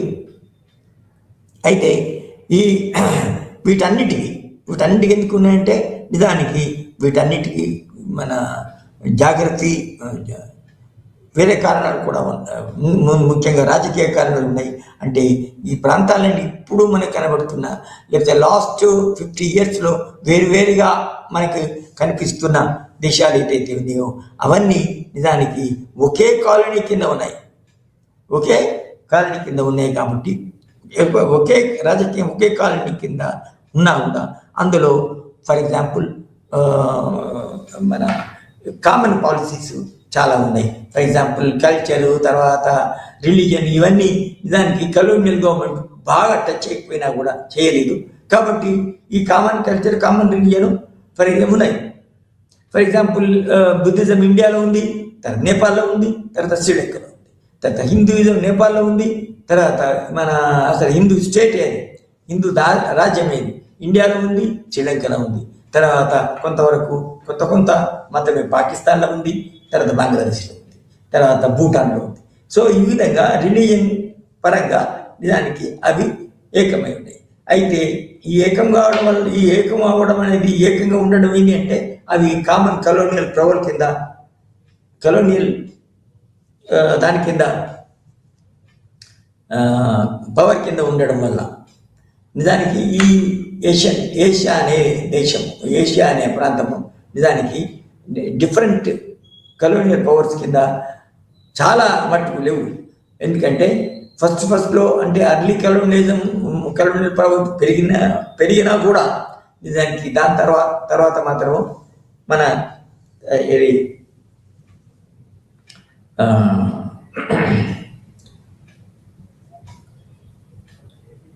వేరే ఒకే చాలా పెద్ద ప్రాంతం, చాలా ముఖ్యమైన ప్రాంతం ఏషియాలో చాలా భాగం ఒక బ్రిటన్ కిందనే ఉండే. అంటే వేరే కలోనియల్ పవర్స్ ఎవరు ఉన్నాయి? ఫర్ ఎగ్జాంపుల్ ఫ్రెంచ్, స్పెయిన్, చాలా ఎక్కువ. ఫ్రెంచ్, డచ్ మాత్రం దానికి మన దేశంలో ఓకే. సో ఇవి కల్చరల్గా నిజానికి ఒకే మన బ్యాక్గ్రౌండ్ కలిగి ఉన్నాయి అన్నట్టు. సో అయితే ఇక్కడ మనము హిస్టరీలో ఏం చదువుకుంటామంటే ఈ ప్రాంతంలోని చాలా మన భాగాలు నిజానికి మనం ఇప్పుడు చదివేది సౌత్ ఏషియా కోర్స్ మాత్రమే. నిజానికి ఇంకొక ప్రాంతం కూడా ఈస్ట్ ఏషియాలోనే, as you know Asia is the biggest country in the world. So East Asia అని ఉంది. ఆ ఈస్ట్ ఏషియాలో ఉండేటి ఏంటి? చైనా, ఇండోనేషియా, మలేషియా, మన ఇంకా వేరే కంట్రీస్ ఉన్నాయి అనుకోండి. సో ఈ విధంగా మన ఈ సౌత్ ఏషియాలో నిజానికి మన కామన్ హిస్టారికల్ బ్యాక్గ్రౌండ్ కలిగిన దేశాలు మాత్రమే ఉన్నవి. కామన్ హిస్టారికల్ బ్యాక్గ్రౌండ్ ఏంటంటే అవి చాలా కాలం కింద ఒకే సామ్రాజ్యము, మన ఇస్లాం సామ్రాజ్యం కింద ఉన్నప్పుడు కానీ, మరి దానికంటే ముందు ఇంకొక మన సివిలైజేషన్, ఇంకొక సామ్రాజ్యం కింద ఉన్నాయి అవి ఇస్లాం. దాని తర్వాత ఇస్లాం వచ్చింది. దాని తర్వాత ఇంకా ఈ మన యూరోపియన్ సామ్రాజ్యవాదులు వచ్చారు. అందులో ముఖ్యంగా బ్రిటన్ చాలా కాలం మన దేశాన్ని, తర్వాత ఇతర దేశాలని మన పాలించడం జరిగింది. ఇది మన అయితే ఇక్కడ మనకు కనబడేది ఏంటంటే ఒకే దేశం కింద ఉండడం వలన, ఒకే వలస దేశం కింద ఉండడం వలన ఫస్ట్ ఏంటంటే number 1 we have to understand, ఒక వలస దేశం మనకు వచ్చింది అంటే అది బట్టి ఏదో మన ప్రాంతంలో ఇక్కడ ఉండి ఒక గెస్ట్ లెక్క వచ్చిపోదు.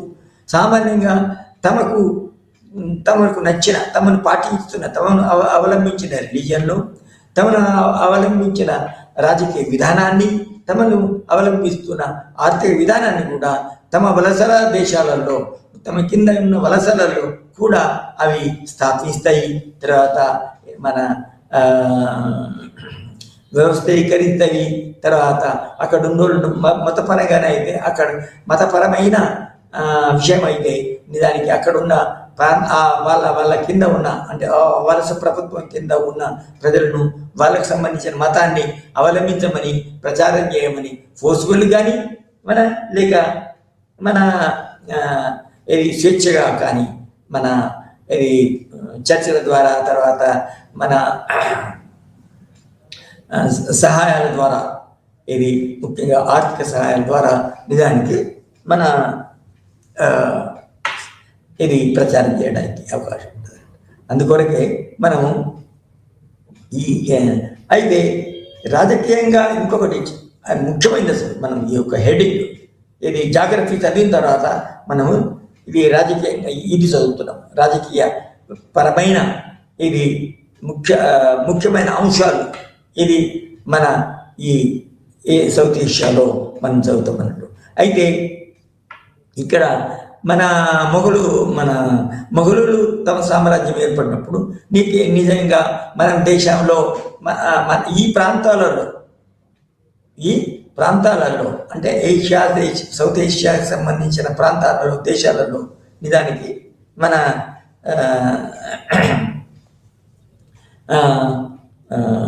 వాళ్ళ యొక్క మొఘలుల యొక్క అంటే ఇస్లాం యొక్క మతాన్ని స్థాపించారు.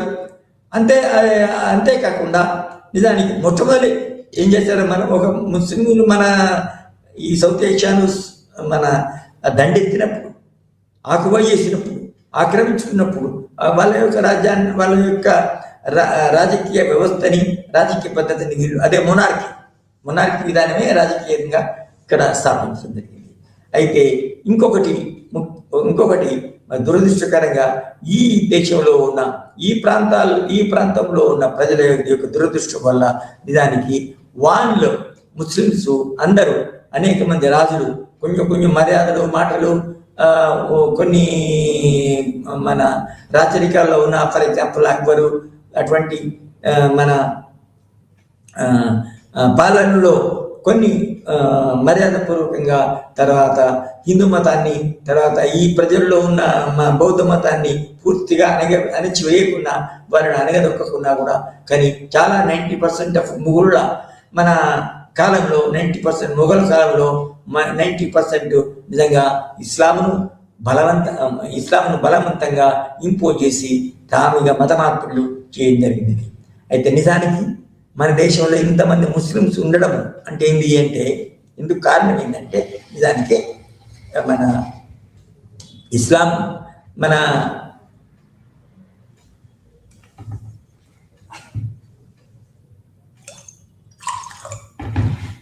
ఎందుకంటే ఇస్లాం అనే మతాన్ని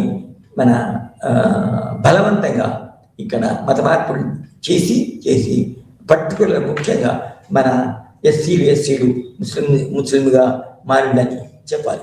సో చెప్పినప్పుడు ఇక్కడ ముస్లిం యొక్క పరిపాలన మాత్రము ఒకటి ఏంటంటే, ఫస్ట్ ఇక్కడ ఉన్న చాలా రాజుల కాలంలో ఇక్కడ ఉన్న హిందూ దేవాలయాలను కూలగొట్టి, ఫర్ ఎగ్జాంపుల్ అయోధ్యను కూలగొట్టా, దానికి హిస్టరీ ఎంత ఉందో తెలుసు కదా. అదేవిధంగా హిందూ దేవాలయాన్ని కూలగొట్టి వాళ్ళ యొక్క పరిపాలన సాగించడం జరిగింది అన్నట్టు. హిందూ దేవాలయాలు అంటే మన వేదిక పీరియడ్లలోను, తర్వాత హిందూ రాజులు హిందూ మతాన్ని అవలంబించి హిందూ మతాన్ని ప్రాక్టీస్ చేసే మన కాలంలో కట్టబడిన హిందూ దేవాలను చాలా మట్టుకు ధ్వంసం చేసి అందులో ఉన్న బంగారాన్ని తర్వాత అనేక విధాలైన సంపదలని వాళ్ళు మన తీసుకోవడం జరిగింది. తర్వాత హిందూ దేశాలన్నింటి మీద ఆక్రమించడం జరిగింది అన్నట్టు. అది ఆక్రమించగానే అన్నప్పుడు కొందరు రాజులు నిజానికి హర్షవర్ధనుడు, తర్వాత అక్బరు, ఇటువంటి రాజులు కొన్ని సంస్కరణలు తీసుకొచ్చారు. వాళ్ళ కాలంలో కొన్ని వందల సంవత్సరాలు ఇక్కడ పరిపాలించారు. ఫర్ ఎగ్జాంపుల్ ఆర్థిక విధానంలో భూ పరిపాలన విధానంలో కూడా కొన్ని సంస్కరణలు తీసుకొచ్చారు. తర్వాత మన ఫైనాన్షియల్ మ్యాటర్స్లో, అడ్మినిస్ట్రేటివ్ మ్యాటర్స్లో నిజానికి కూడా వాళ్ళు కొన్ని మార్పులు తీసుకొచ్చారు అన్నట్టు. సో కానీ ఇక్కడ మన పేపర్కి సంబంధించి కంపేరిటివ్ పాలిటిక్స్ ఇన్ సౌత్ ఏషియాలో మనము బాగా అర్థం చేసుకోవాల్సింది, లోతుగా పోవాల్సింది ఏంటంటే ఇక్కడ మన ముస్లిం ఇస్లాంలో వచ్చినప్పుడు ఇస్లాం రాజుల యొక్క విధానం అంతా ఒకటే విధంగా ఉంటుంది. అంటే రాజులు మారినా కూడా వాళ్ళ యొక్క విధానాలు ఒకటే విధంగా ఉంటాయి కాబట్టి తర్వాత వాళ్ళు కూడా సామ్రాజ్యం ఏర్పరిచింది కాబట్టి సామాన్యంగా ఈ సౌత్ ఏషియా నిజానికి ఇస్లాంల కింద ఉందని చెప్పాలి, చాలా మట్టుకు ఉందని చెప్పాలి. ఇట్లా ఆ విధంగా ఉన్నప్పుడు నిజానికి అవి ఆ సంస్కరణలు ఇంప్లిమెంట్ చేసినప్పుడు సామాన్యంగా అన్ని ప్రాంతాలలో, సౌత్ ఏషియాలో అన్ని ప్రాంతాల్లో కూడా వాళ్ళ యొక్క మన చారిత్రక విషయాలు కనుక ఉంటాయి. ఆ చారిత్రక విషయాలలో ముఖ్యమైనది ఏంటంటే వాళ్ళ పరిపాలన, వాళ్ళ మతాన్ని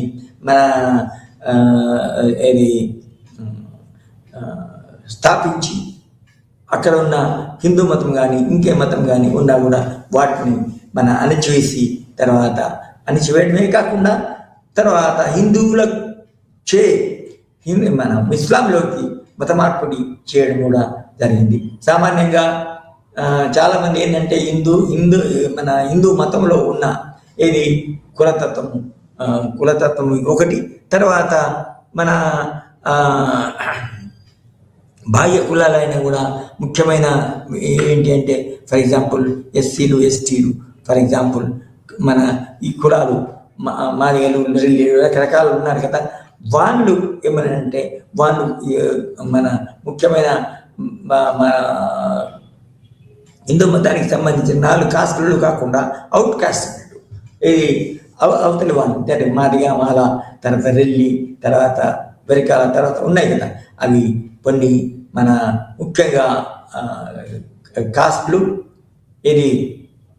ఎస్సీ కాస్టులు, తర్వాత వచ్చి మన ఎస్టీలు అంటే ట్రైబల్స్, మన గిరిజనులు.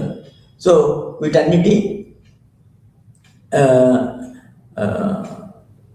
వీటిలో ఉన్న ప్రజలు ఎవరైతే ఉన్నారో వాళ్ళు నిజానికి సమాజంలో సోషల్గా చిన్న స్థాయిలో ఉంచడం జరిగింది. అంతేవిధంగా పర్టికులర్ ఎస్సీలను ఊరికి బయట ఉండడం జరిగింది. సో బయట ఉండడం వల్ల దానికి వాళ్ళ వృత్తులు కూడా చాలా తక్కువ స్థాయి వృత్తులు కొంతవరకు. తర్వాత మనం ఏదైతే అనుకుంటాం మురికి అయిన వృత్తులు అని చెప్పవచ్చు. సో ఆ విధంగా ఉండడం వల్ల ఏమైందంటే వాళ్ళు హిందూ మతంలో మన సమానత్వాన్ని, స్వేచ్ఛను అనుభవించడం లేదు కాబట్టి సామాజికంగా వాళ్ళు కింద అట్టడుగులు ఉన్నారు కాబట్టి వాళ్ళందరూ మన ఇస్లాం మతంలో కూడా చేరడము జరిగింది. అంటే కొంతవరకు మన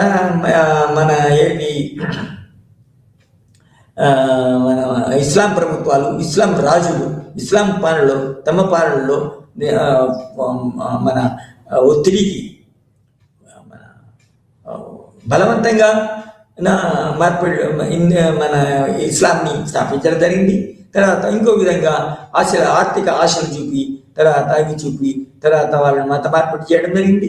తర్వాత ఇంకొక ముఖ్యమైన లాస్ట్ విధానం ఏంటంటే ఈ మత మార్పిడి చేస్తే వాళ్ళకి నిజానికి కొన్ని ఆర్థిక సహాయం చేయడము, ఆర్థికంగా మన కొంత సంపద చిన్న స్థాయిలో సంపదలు ఇవ్వడం కూడా జరిగింది అన్నట్టు.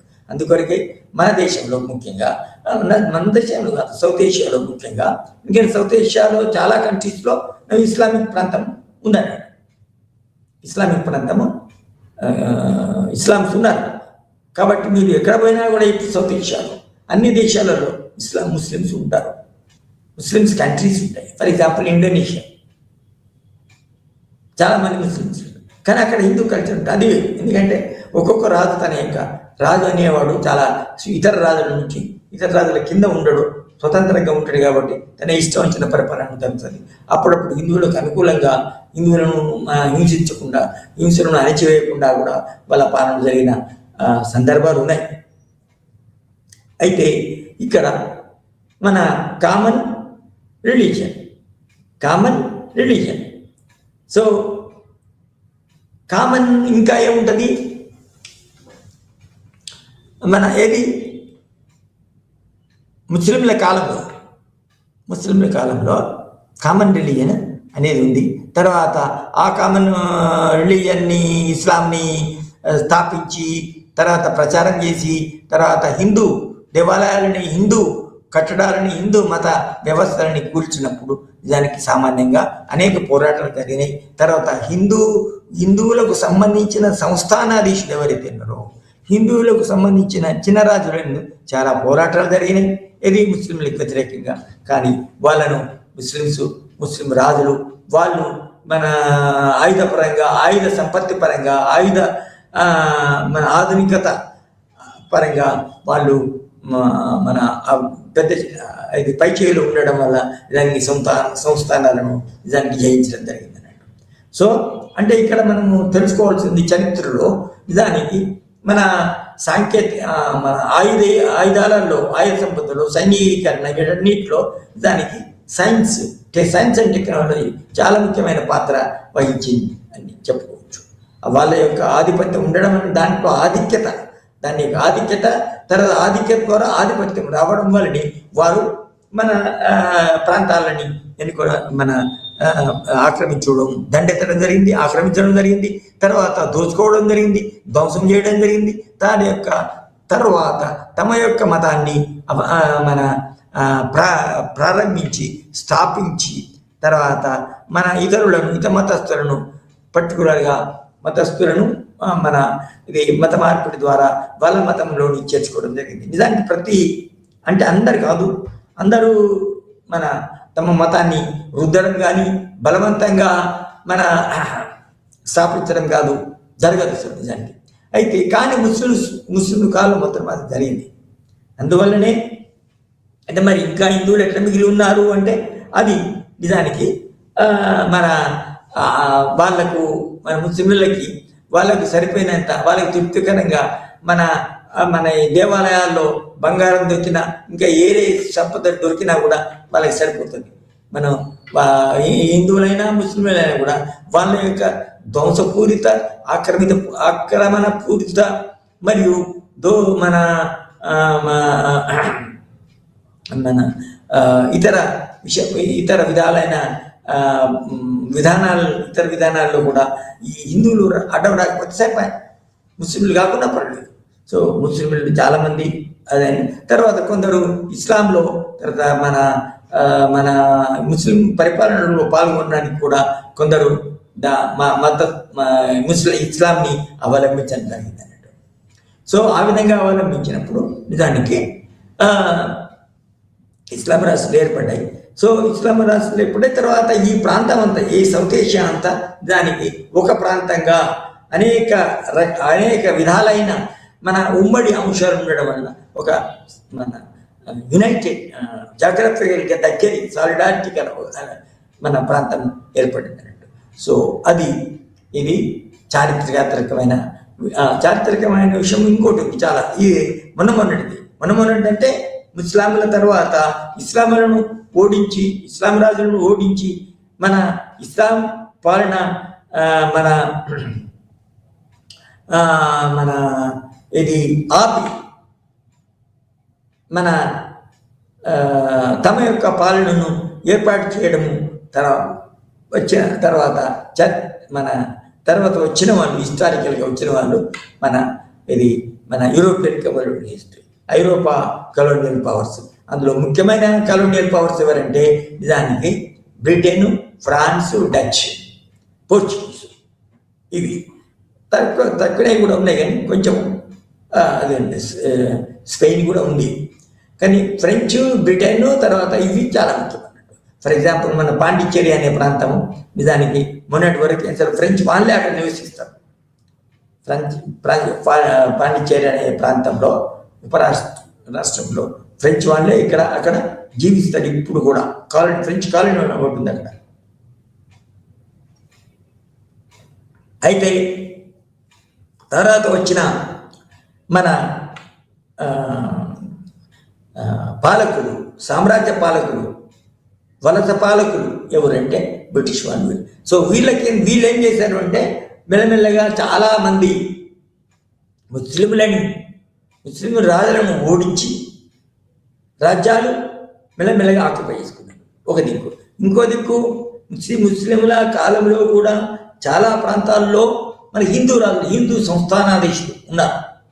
హిందూ సంస్థానాధీశులు వాళ్ళందరినీ నిజానికి కొట్లాడాలా, పోవాలంటే చాలా ఆయుధ సంపద కావాలా, చాలా సంపద కావాలా, చాలా మందిని పోగొట్టుకోవాలి, సైన్యాన్ని పోగొట్టుకోవాలి. కాబట్టి ఇస్లాం మన అన్ని ప్రాంతాలలో తమ యొక్క మన ఏమంటారు దాన్ని పరిపాలన స్థాపించలేదు, తమ యొక్క సామ్రాజ్యాన్ని స్థాపించలేదు, విస్తరించలేదు. కానీ ఈ సంస్థానాధీశులు ఎవరైతే ఉన్నారో, హిందూ సంస్థానాధీశులు మిగిలి ఉన్నారో, ఏది ముస్లిమ్స్ రాకముందు ఉన్నారో, వాళ్ళని తమ ఆధ్వర్యంలో తమ కింద ఉంటే సరిపోయా. తమకు కట్టం కట్టడము, తర్వాత మనకేమైనా నష్టం వస్తే వాళ్ళు మనకేమైనా కష్టాలు వస్తే వాళ్ళని తీసుకుపోతే పోయి దండెత్తడము, అక్కడ ఉన్న మన సంపదను ఇక్కడ ధాన్యం బాగుందనుకోండి మన పక్క దేశంలో, ఇది ఒక ఇస్లామిక్ ప్రాంతము, ఇస్లామిక్ దేశము, తర్వాత పక్క సంస్థానంలో ఇస్లామిక్ సంస్థానంలో చాలా మన ధాన్యాలు అనుకో, మీరు మాకు ఇవ్వాలి, లేకపోతే ఇవ్వతే మొత్తం కొలగొడతాం అనే విధంగా వాళ్ళ కింద హిందూ సంస్థానాలు కూడా ఉంచారు. అంటే బ్రిటిష్ కాలంలో నిజానికి అన్ని చాలా రచయితల డేటా ప్రకారం, మన నమ్మదగ్గ డేటా ప్రకారము 500కు పైగా సంస్థానాలు, హిందూ సంస్థానాలు. తర్వాత బ్రిటిష్ కాలంలో అంటే బ్రిటిష్ వాళ్ళు ముస్లింని ఎన్నుకునే ఓడించిన తర్వాత కొన్ని ముస్లిం సంస్థానాలు కూడా మిగిలి ఉన్నాయన్నట్టు. సో మిగిలి ఉన్న హిందూ సంస్థానాలు, మిగిలి ఉన్న మన ముస్లిం సంస్థానాలు నిజానికి బ్రిటిష్ వాళ్ళ వచ్చినప్పుడు ఉన్నాయి. తర్వాత బ్రిటిష్ కాలంలో వాళ్ళు చాలా హిందూ వాళ్ళను మన ఈస్ట్ ఇండియా కంపెనీ ద్వారా చాలామంది చాలా సంస్థానాల సంబంధాలు ఏర్పరచుకొని చాలా సంస్థానాలను కొని వాళ్ళ ఈస్ట్ ఇండియా కంపెనీ తీసుకొని వచ్చారు, అడ్మినిస్ట్రేటివ్గా పరిపాలన సాగించారు.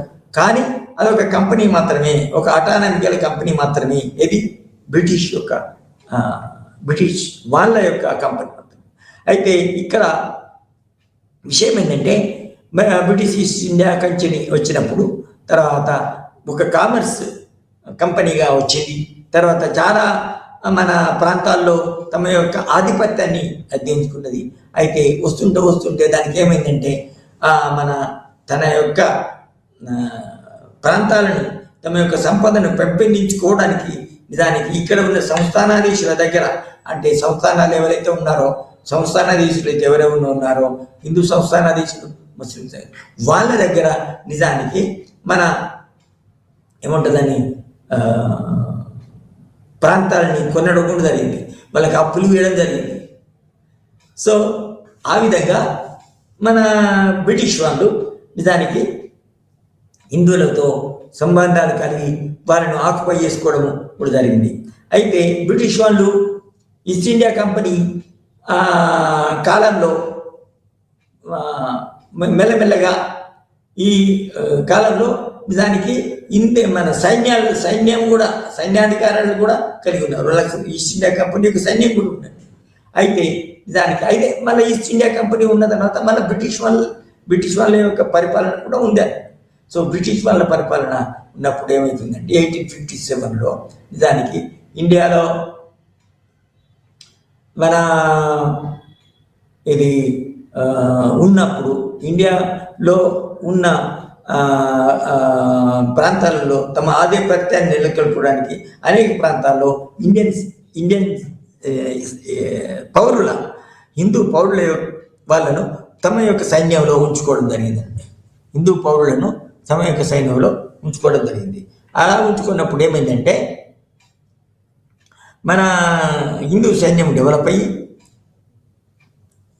హిందూ సైన్యము డెవలప్ అయిన తర్వాత వాళ్ళ ద్వారానే నిజానికి హిందూ సంస్థానాలను ఓడించడం జరిగింది. తర్వాత అనేక సంస్థానాలు తమలోకి అనేక ప్రాంతాలను చేసుకోవడం జరిగింది. అయితే ఈ కాలంలోనే ఇంతవరకు కొంతవరకు మన బ్రిటిష్ వాళ్ళు మన ఇండియా యొక్క డైరెక్ట్ పరిపాలన స్థాపించలేదన్నాడు. కానీ 1857లో సంస్థానాధీశులు ఇండియన్ సంస్థానాధీశులు మన బ్రిటిష్ వాళ్ళ పాలన బ్రిటిష్ వలస దేశం యొక్క వలస ప్రభుత్వం యొక్క ఆగడాలు వలస దేశం యొక్క దాష్టదికాలు దాని తర్వాత మన ధ్వంసాలు తర్వాత ఆక్రమణలు తర్వాత అణచివేతలను తట్టుకోలేక నిజానికి బ్రిటిష్ వాళ్ళను మన ఓడించాలని యుద్ధాలు కూడా చేయడం జరిగింది. అందులో ముఖ్యమైన ఉద్దేశము ముఖ్యమైన అదేంటంటే ఇది 1857లో మొత్తం 1857లో ప్రారంభమైన మొదటి స్వాతంత్ర యుద్ధము 1857 అంటే ఈస్ట్ ఇండియా కంపెనీ వరకు అక్కడ నిజానికి బ్రిటిష్ మన తల పరిపాలన చాలా మట్టికి చాలా ప్రాంతాలను తన కిందికి తెచ్చుకోవాల్సింది. తర్వాత ఇతర సంస్థానాన్ని కొనడం జరిగింది. కానీ ఒక బ్రిటిష్ పరిపాలన మాత్రం డైరెక్ట్గా లేదన్నట్టు. అయితే ఈ మొదటి ప్రపంచ యుద్ధము మొదటి స్వాతంత్ర పోరాటం కాలంలో ఏమైంది అంటే చాలా వరకు బ్రిటన్ రియలైజ్ అయింది ఏంటంటే అమ్మో వీళ్ళు నిజానికి మన మీద దండెత్తడానికి అవకాశం ఉంది, మనను ప్రాణదూరడానికి అవకాశం ఉంది. కాబట్టి ఈ స్వాతంత్రం ముందు ఈ దీంట్లో ముఖ్యమైన ఈ మొదటి ప్రపంచ యుద్ధంలో ముఖ్యంగా నాయకత్వం వహించింది ముఖ్యమైన ఝాన్సీ రాణి అయిన ఝాన్సీ లక్ష్మీబాయి, తర్వాత తాత్యా తోపి, తర్వాత ఇంకా అనేక ముస్లిం సంస్థానాధీశులు హిందూ సంస్థానాధీశులు అందులో ఉండడం జరిగింది అన్నట్టు. సో ఆ విధంగా జరిగినప్పుడు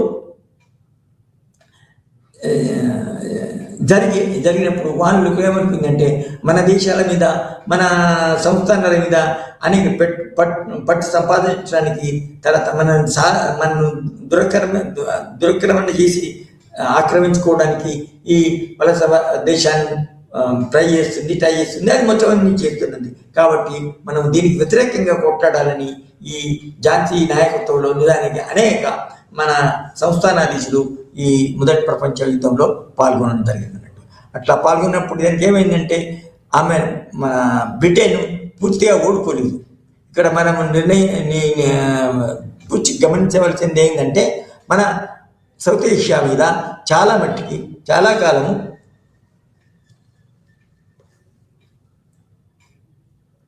సౌత్ ఏషియాలో చాలా కాలము చాలా మట్టికి మన మన ఇది బ్రిటిష్ సామ్రాజ్యమే ఉందన్నట్టు.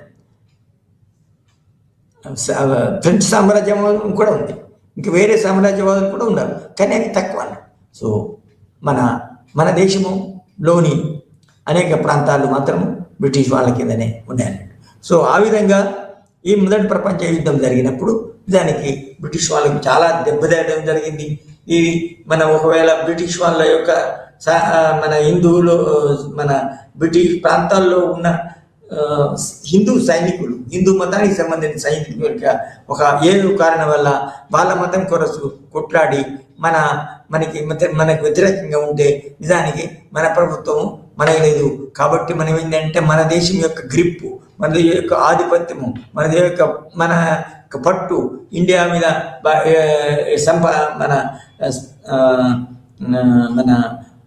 పెట్టాలంటే నిజానికి ఇండియాని మొత్తం తన ప్రాంతంలో తన యొక్క వలస విధానానికి తీసుకోవాలని ఏం చేసిందంటే బ్రిటిష్ ఇండియా యాక్ట్ 1858 ద్వారా నిజానికి భారతదేశంలో బ్రిటిష్ ప్రభుత్వాన్ని ఏర్పరిచిందండి.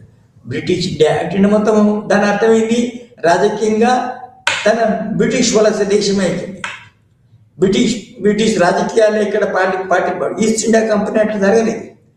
ఈస్ట్ ఇండియా కంపెనీ ద్వారా బ్రిటిష్ ప్రాంతాలు కొన్ని మన ఇండియన్ ప్రాంతాలు దాని కిందకి వచ్చినాయి.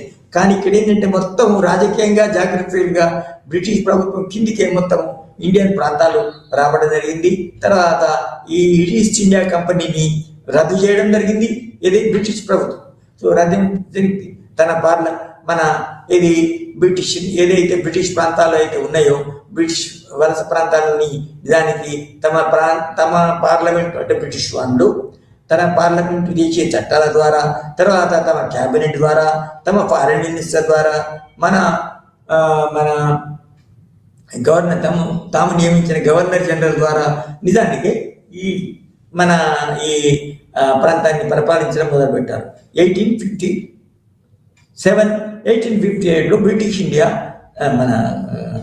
బ్రిటిష్ ప్రభుత్వము బ్రిటిష్ ఇండియా గవర్నమెంట్ ద్వారా నిజానికి మొత్తం భారతదేశాన్ని తన దేశంలోకి తన భారతదేశంలోని కలుపుకుంది. అప్పటి నుంచి బ్రిటిష్ వాళ్ళని చెట్టిన అంటే బ్రిటిష్ వాళ్ళ కింద ఉన్న ప్రాంతాల్లోనే మళ్ళీ మర్చిపోతుంది. సంస్థానాలు వేరే ఉన్నాయి. సుమారు 500 వరకు సంస్థానాలు అంటే హిందూ సంస్థానాలు కావచ్చు, ముస్లిం సంస్థానాలు కావచ్చు ఉన్నాయి. అవి వేరే ఉన్నాయి. కానీ అవి కాక బ్రిటిష్ వాళ్ళ కింద ఉన్న ప్రాంతాలపై బ్రిటన్ డైరెక్ట్గా నిజానికి మన పరిపాలన సాగించడం జరిగింది అన్నట్టు. అయితే ఆ విధంగా పరిపాలించినప్పుడు నిజానికి ఇండియాలో కూడా మన ఒక డెమోక్రాటిక్ మన బ్రిటన్లో ఉన్న రకమైన పాలనను పాలించి ఆ పాలన ద్వారానే పరిపాలించి వాళ్ళ వలస దేశంలో కూడా కొన్ని మార్పులు తీసుకొచ్చి కొన్ని సంస్థలను తీసుకొచ్చి ఆ సంస్థలు మనకు అనుకూలంగా ఉండేటట్టు చేసుకొని మన యొక్క ఆధిపత్యాన్ని, మన యొక్క ఆధిక్యతని, మన యొక్క నియంత్రణని కొనసాగించవచ్చు అని. తర్వాత ఆర్థికంగా అందులో ఉన్న సంపదను మనకు అనుకూలంగా ఉపయోగించుకోవచ్చు అని ఈ ముఖ్యమైన వలస రాజ్యమైన బ్రిటిష్ రాజ్యం భావించి అక్కడ రాజకీయ మరియు మన పరిపాలనా సంస్కరణలు కూడా తీసుకురావడం జరిగింది. ఆ విధంగా నిజానికి 1858లో మొదలైందన్నట్టు. ఇవి మళ్ళీ మన యొక్క టాపిక్, మన యొక్క యూనివర్స్, ఇది రీసెర్చ్లో యూనివర్స్ అంటారు. మన యొక్క రీసెర్చ్ యూనివర్స్. తర్వాత సౌత్ ఏషియా అయిన ప్రాంతంలో కూడా నిజానికి మన బ్రిటిష్ వాళ్ళు పరిపాలన సాగించారు. కానీ తర్వాత మాత్రము ఆ ప్రాంతాలు మన నేపాల్, తర్వాత శ్రీలంక, తర్వాత మన ఇంకా ఇతర భూటాన్ కొన్ని విడిపోయడం జరిగింది. అయితే నిజానికి పాకిస్తాన్ మాత్రము పాకిస్తాన్ అండ్ బంగ్లాదేశ్ లేవు. పాకిస్తాన్ ఎప్పుడు వచ్చింది? 1847లో ప్రారంభమైంది పాకిస్తాన్. దాని తర్వాత 1971లో నిజానికి పాకిస్తాన్ 1947లో 8లో స్థాపించబడ్డది. కానీ బంగ్లాదేశ్ మాత్రము ఇండో పాకిస్తాన్ వార్ టైంలో 1957లో మన ఇందిరాగాంధీ ప్రైమ్ మినిస్టర్గా ఉన్నప్పుడు దానికి మన పాకిస్తాన్ విడిపోయి ఒక స్వతంత్ర బంగ్లాదేశ్గా ఏర్పడుతుంది. అందులో ముఖ్యంగా ఇండియా స్వతంత్ర అంటే బంగ్లాదేశీయులు కొందరు, ముజిబుర్ రహమాన్ మరి ఇతరులు ముస్లింసే, వాళ్ళు బంగ్లాదేశ్ ముస్లింల యొక్క ముస్లింల యొక్క పాపులేషన్ ఎక్కువ ఉంది. కాబట్టి అక్కడ ముస్లిం నాయకుడైన ముజిబుర్ రహమాన్ వేరే పార్టీ అవామీ లీగ్ అంటారు దాన్ని, అక్కడ అవామీ లీగ్ అనే పార్టీ ఆధ్వర్యంలో నిజంగా సెపరేషన్ కొరకు పోరాడి మన భారతదేశం యొక్క సహాయంతోనూ, తర్వాత భారతదేశం మళ్ళీ ప్రపంచ స్థాయిలో రష్యా, సోవియట్ యూనియన్ యొక్క సహాయం తీసుకున్నది. అయితే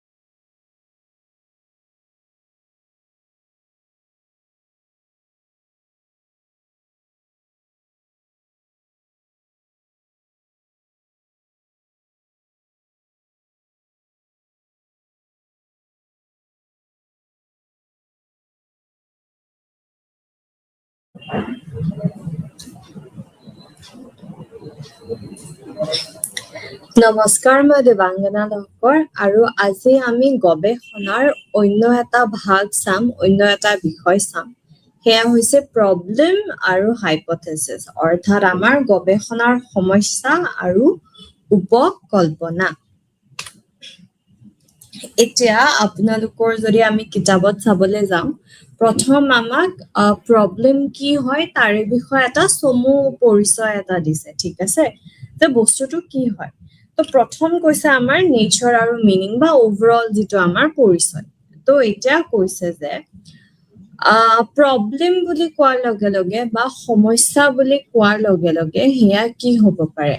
সমস্যা বুলি কোৱাৰ লগে লগে অৰ্থাৎ আমি এয়া বুজো যে এনেকুৱা কিবা এটা বস্তু আছে যিয়ে আমাক অকণমান কিবা এটা খেলি মেলি কৰি আছে আৰু আমি তাৰে এক্সাক্ট এনচাৰটো পোৱা নাই বা আমি তাৰে উত্তৰটো পোৱা নাই, আমি সলিউশ্যনটো পোৱা নাই। সেইটোৱে গোটেই মানে এই আধাৰ দিয়ে যে কিবা এটা ইছ্যু আছে যিটো আমি একচুৱেলি সলভ কৰিব পৰা নাই, আমি সেই সমস্যাটোৰ সমাধান কৰিব পৰা, ঠিক আছে। তাৰ পিছত কৈছে যে এটা কথা এইটো হ'ব পাৰে যে আমাৰ হাতত সিমানখিনি ইনফৰমেশ্যন নাথাকিব পাৰে বা আমাৰ হাতত সিমানখিনি তথ্য নাথাকিব পাৰে সেই সমস্যাটো সমাধান কৰিবলৈ। এইটো এটা কাৰণ হ'ব পাৰে। বা তাৰ পিছত এনেকুৱা হ'ব পাৰে যে আমাৰ তাতে নলেজ আছে, আমাৰ তাতে জ্ঞান আছে, কিন্তু আমি সেইটো এছ'চিয়েট কৰিব পৰা নাই, ঠিক আছে। বস্তুবোৰ আমি লিংক কৰিব পৰা নাই। যেনেকে ধৰি লওক আমি কিছুমান বহুত আমাৰ শ্বৰ্টকাটছ আছে, হয়নে? শ্বৰ্টকাট যেনেকে জীৱনটো মানে ৰেগুলাৰ সঠিকভাৱে চলাই থাকিবলৈ আমি জানো যে মমবাতি জ্বলাব হলে আমাক দেশলাই কাঠি লাগিব, সেইদি আমি জ্বলাম। বাল্বটো জ্বলাব হলে আমাক কি লাগিব, আমি সুইচটো টিপিলে হৈ যাব। কিন্তু যদি বাল্বটো জ্বলা নাই তেতিয়াহলে আমি কি কৰিলে পোহৰ আহিব। তো সেইবোৰৰ কাৰণে কি হয়, এইবোৰ সৰু সুৰা অলপ প্ৰব্লেম হয়। তো তাৰে কাৰণে কি হয়, আমি অকণমান আমাৰ মাথাটো লগাব লাগে, তাৰপিছত আমি সলিউশ্যনবোৰ পাই যাওঁ। তো এতিয়া আমাৰ কাৰণে ইজি হয় যে ঠিক আছে লাইটটো জ্বলা নাই, মোবাইলৰ টৰ্চটো জ্বলাই লওঁ। কিন্তু ধৰি লওক সৰু বাচ্ছা এটা লাইট জ্বলা নাই, এতিয়া কি কৰো, কি কৰিলে পোহৰ আহিব, তাহাঁতৰ কাৰণে অকণমান চেলেঞ্জিং হৈ যায়। ঠিক তেনেকুৱা আমাৰ কাৰণেও কিছুমান এনেকুৱা সমস্যা আছে যিবোৰ আমি পুতুককে সমাধান নাপাওঁ, ঠিক আছে। আমি এই বস্তুবোৰ লিংক কৰিব লাগে বা আমি ইমানখিনি পঢ়ি জ্ঞান অৰ্জন কৰিব লাগে যে আমি সেই সমস্যাটোৰ সমাধান কৰিব পাৰো। সেইটো কৈছে। তাৰ পিছত কৈছে যে formulation of a problem is especially important as it guides us into our inquiry. এতিয়া আমি সমস্যাটো কি হৈছে, সমস্যা 5টা মানো থাকিব পাৰে, কিন্তু সেই 5টা সমস্যাৰ এটা মূল সমস্যা হ'ব যিয়ে যিটো চাগে সলভ হলে বাকীখিনিও সলভ হৈ যাব। এই যেনেকে এই লাইটৰ পোহৰ নাই কাৰণে মই পঢ়িব পৰা নাই, কালিৰ হোমৱৰ্ক খিনি কৰিবলৈ পৰা নাই, মই একো দেখা নাই ইত্যাদি। লাইট অহাৰ লগে লগে কিন্তু মোৰ বাকী 3টা প্ৰব্লেম সলভ হৈ যাব। কিন্তু যদি এতিয়া যদি মোৰ ফ'কাছটো অকণমান গুচাই ফেলে যে লাইট অহা নাই, সেইটোৰ পৰা আঁতৰাই মই যদি এইটো কওঁ যে মই কালি হোমৱৰ্ক আছে মই সেইটো কৰিব পৰা নাই, এইটো এটা প্ৰব্লেম হয়। কিন্তু মেইন প্ৰব্লেমটো হৈছে যে ঘৰত কাৰেণ্টেই নাই, ঠিক আছে, ঘৰত লাইটে নাই। গতিকে আমি সেই কোনটো এমাৰ্জেঞ্চি হয়, কোনটো প্ৰব্লেম আমি সলভ কৰিব, কোনটো সমস্যা সমাধান কৰিব, আমি এক্সাক্টলি চুজ কৰিলেহে বাকী সমস্যাবোৰ আমাৰ মানে বাকী কুৱেশ্যনছবোৰৰ, বাকী প্ৰশ্নবোৰৰ আমি উত্তৰ পাম। সেই বস্তুটো কিন্তু আমি সঠিকভাৱে চাব লাগিব। গতিকে গৱেষণাৰ ক্ষেত্ৰত ইয়াৰে বহুত মাহাত্য আছে যে আমি এক্সাক্ট কি বস্তু ঠিক কৰিলে বাকী আমাৰ ৰাস্তাটো ওলাই যাব, সেই বস্তুটো কোট ভিত্তি কৰে সেই বস্তুটো আমি সমস্যা কোনটো চুজ কৰিছো সমাধান কৰিবলৈ তাতে বহুতখিনি নিৰ্ভৰ কৰে ওকে তাৰ পিছত কৈছে যে according to Townsend Townsend তেওঁ কৈছে যে a problem is a question proposed for solution অৰ্থাৎ problem বা সমস্যাক আমি যদি একদম ইজি ভাষাত যদি কওঁ সহজ সৰল ভাষাত যদি কওঁ তেতিয়াহলে কি হয় যে এটা প্ৰশ্ন হয় সেই প্ৰশ্নটোৰ আমাৰ সঠিক উত্তৰ হাতত বৰ্তমান নাই আৰু সেই প্ৰশ্নটোৰ উত্তৰ ওলাবলৈ হলে আমি অকনমান কষ্ট কৰিব লাগিব আৰু সেই প্ৰসেছটোৱে হৈছে এই মানে প্ৰবলেমটো ফিগাৰ আউট কৰা ঠিক আছে তাৰ পিছত আকৌ আপোনালোকৰ কিতাপত দিছে কাৰ্লিংগাৰে ৰিসাৰ্চৰ বহুতখিনি বহুত তথ্যৰ বিষয়ে ইনফৰমেশন দিছে বা বহুত কথা কৈছে তেওঁ এটা ডেফিনেশন দিছে তেওঁ কৈছে যে প্ৰবলেম এটা ইন্টাৰোগেটিভ সেন্টেন্স হয় অফ স্টেটমেন্ট এটা ইন্টাৰোগেটিভ শব্দটো বিৰাট ইম্পৰ্টেন্ট হয় কাৰণ কি প্ৰবলেম বুলি কোৱাৰ লগে লগে আমি সদায় প্ৰশ্নবোধক চিন এটাৰেহে সামৰো যে অমুকটো কেনেকে হ'ব প্ৰশ্নবোধক হাউ what when এই বস্তুখিনি খুব ইম্পৰ্টেন্ট হয় সেই কাৰণে প্ৰবলেম যেতিয়া আমি ফৰ্ম কৰো ৰিসাৰ্চত এটা প্ৰবলেম স্টেটমেন্ট সদায় আমি হেতু ইন্টাৰোগেটিভ স্টেটমেন্ট হিচাপে হেদিও যে কোৱেশ্চন মাৰ্ক হিচাপে দিও তো তাৰ পিছত কৈছে যে কাৰ্লিংগাৰে ইন্টাৰোগেটিভ স্টেটমেন্ট কিহৰ বিষয় হয় যে ৰিলেশন কি এক্সিষ্ট কৰে দুটা ভেৰিয়েবল বা তাতকে বেছি ভেৰিয়েবল এটা এই দুটা ভেৰিয়েবল কি হ'ব আমাৰ ইন্ডিপেন্ডেন্ট ভেৰিয়েবল আৰু ডিপেন্ডেন্ট ভেৰিয়েবল ইন্ডিপেন্ডেন্ট ভেৰিয়েবল আৰু ডিপেন্ডেন্ট ভেৰিয়েবল মই আগতেও আপোনালোকক পঢ়াইছো গতিকে এই ভেৰিয়েবলৰ মাজত যে কোনে কি কৰিছে কোনটো ঠিক হলে কোনটো আমাৰ সমস্যা সমাধান হ'ব সেই বস্তুখিনি গুটে আমি চালিজাৰি কেনেকে চাও আমি ইয়াতে চালিজাৰি চাও প্ৰবলেমৰ যোগেদি আমি চালিজাৰি চাও এতিয়া কৈছে নেক্সট আপোনালোকৰ কিতাপত দিছে যে statement of the problem that in order to able to seek to answer questions it is important to know what exactly the questions are okay এটা সমাধান লাগিলে মই যেটো কথা আগতেও কৈছো যে আমি প্ৰশ্ন সঠিকভাৱে সুধিব জানিব লাগিব বা আমি প্ৰশ্ন প্ৰবলেমটো কি হৈছে সেই তাৰে কাৰণে প্ৰশ্নটো আমি সঠিকভাৱে ফ্ৰেম কৰিব জানিব লাগিব ঠিক আছে এতিয়া কথাটো হল যে ধৰি লওক বাচ্চা এটা আছে বাচ্চাটোৰ বাকি সব সাবজেক্টত ভাল আহি আছে কিন্তু কি হৈছে যে ম্যাথছৰ অকনমান চাগে ইফাল সিফাল হৈছে হিকাৰণে পাৰ্সেন্টেজটো কমি যায় এনেকুৱাও নহয় যে বাচ্চাটো ম্যাথছত বেয়া বাচ্চাটোৰ ধৰি লওক 65 71 তেনেকুৱা ধৰণৰ মাৰ্কস আহি আছে কিন্তু বাকি ধৰি লওক সায়েন্স হক তাৰ পিছত সোশ্যাল ষ্টাডিজ হক এনেকুৱা ধৰণৰ সাবজেক্টত ভাল মাৰ্কস আহি আছে গতিকে অভিভাৱক হিচাপে মই এটো চাব লাগিব যে ম্যাথছত বেয়া বুলি কলে প্ৰবলেমটো সলভ হৈ না যায় ঠিক আছে এতিয়া কাৰণ কি বাচ্চাটোৰ ইমানো বেয়া মাৰ্কস অহা নাই 65 71 ঠিকে আছে গতিকে মই ম্যাথছত বেয়া বুলি ক'ব নোৱাৰো ম্যাথছৰ যেহেতু ভাগ থাকে যে জিওমেট্ৰিত খেলিমেলি হৈ আছে নেকি নে এলজেব্ৰাত খেলিমেলি হৈ আছে নে নৰ্মেল এৰিথমেটিক যেটো আছে তাতে বাচ্চাটো অকনমান অসুবিধা পাই আছে যেতিয়া আমি গতিকে সেই বস্তুটো চাব লাগিব গুৰলৈকে যাব লাগিব যে আমি এইখিনি সলভ কৰিলে হে এই বস্তুটো হ'ব যেতিয়া আমি মাৰ্কস এনালাইসিস কৰি চাম আগৰ পিছৰ বা এনেকে সাৰপ্ৰাইজ টেষ্ট অকনমান মিলি যেতিয়া দি চাম আৰু ধৰি লওক আমি দেখিছো যে বাচ্চাটো এলজেব্ৰাটো ঠিকে কৰি আছে নৰ্মেল এৰিথমেটিকটো ঠিকে কৰি আছে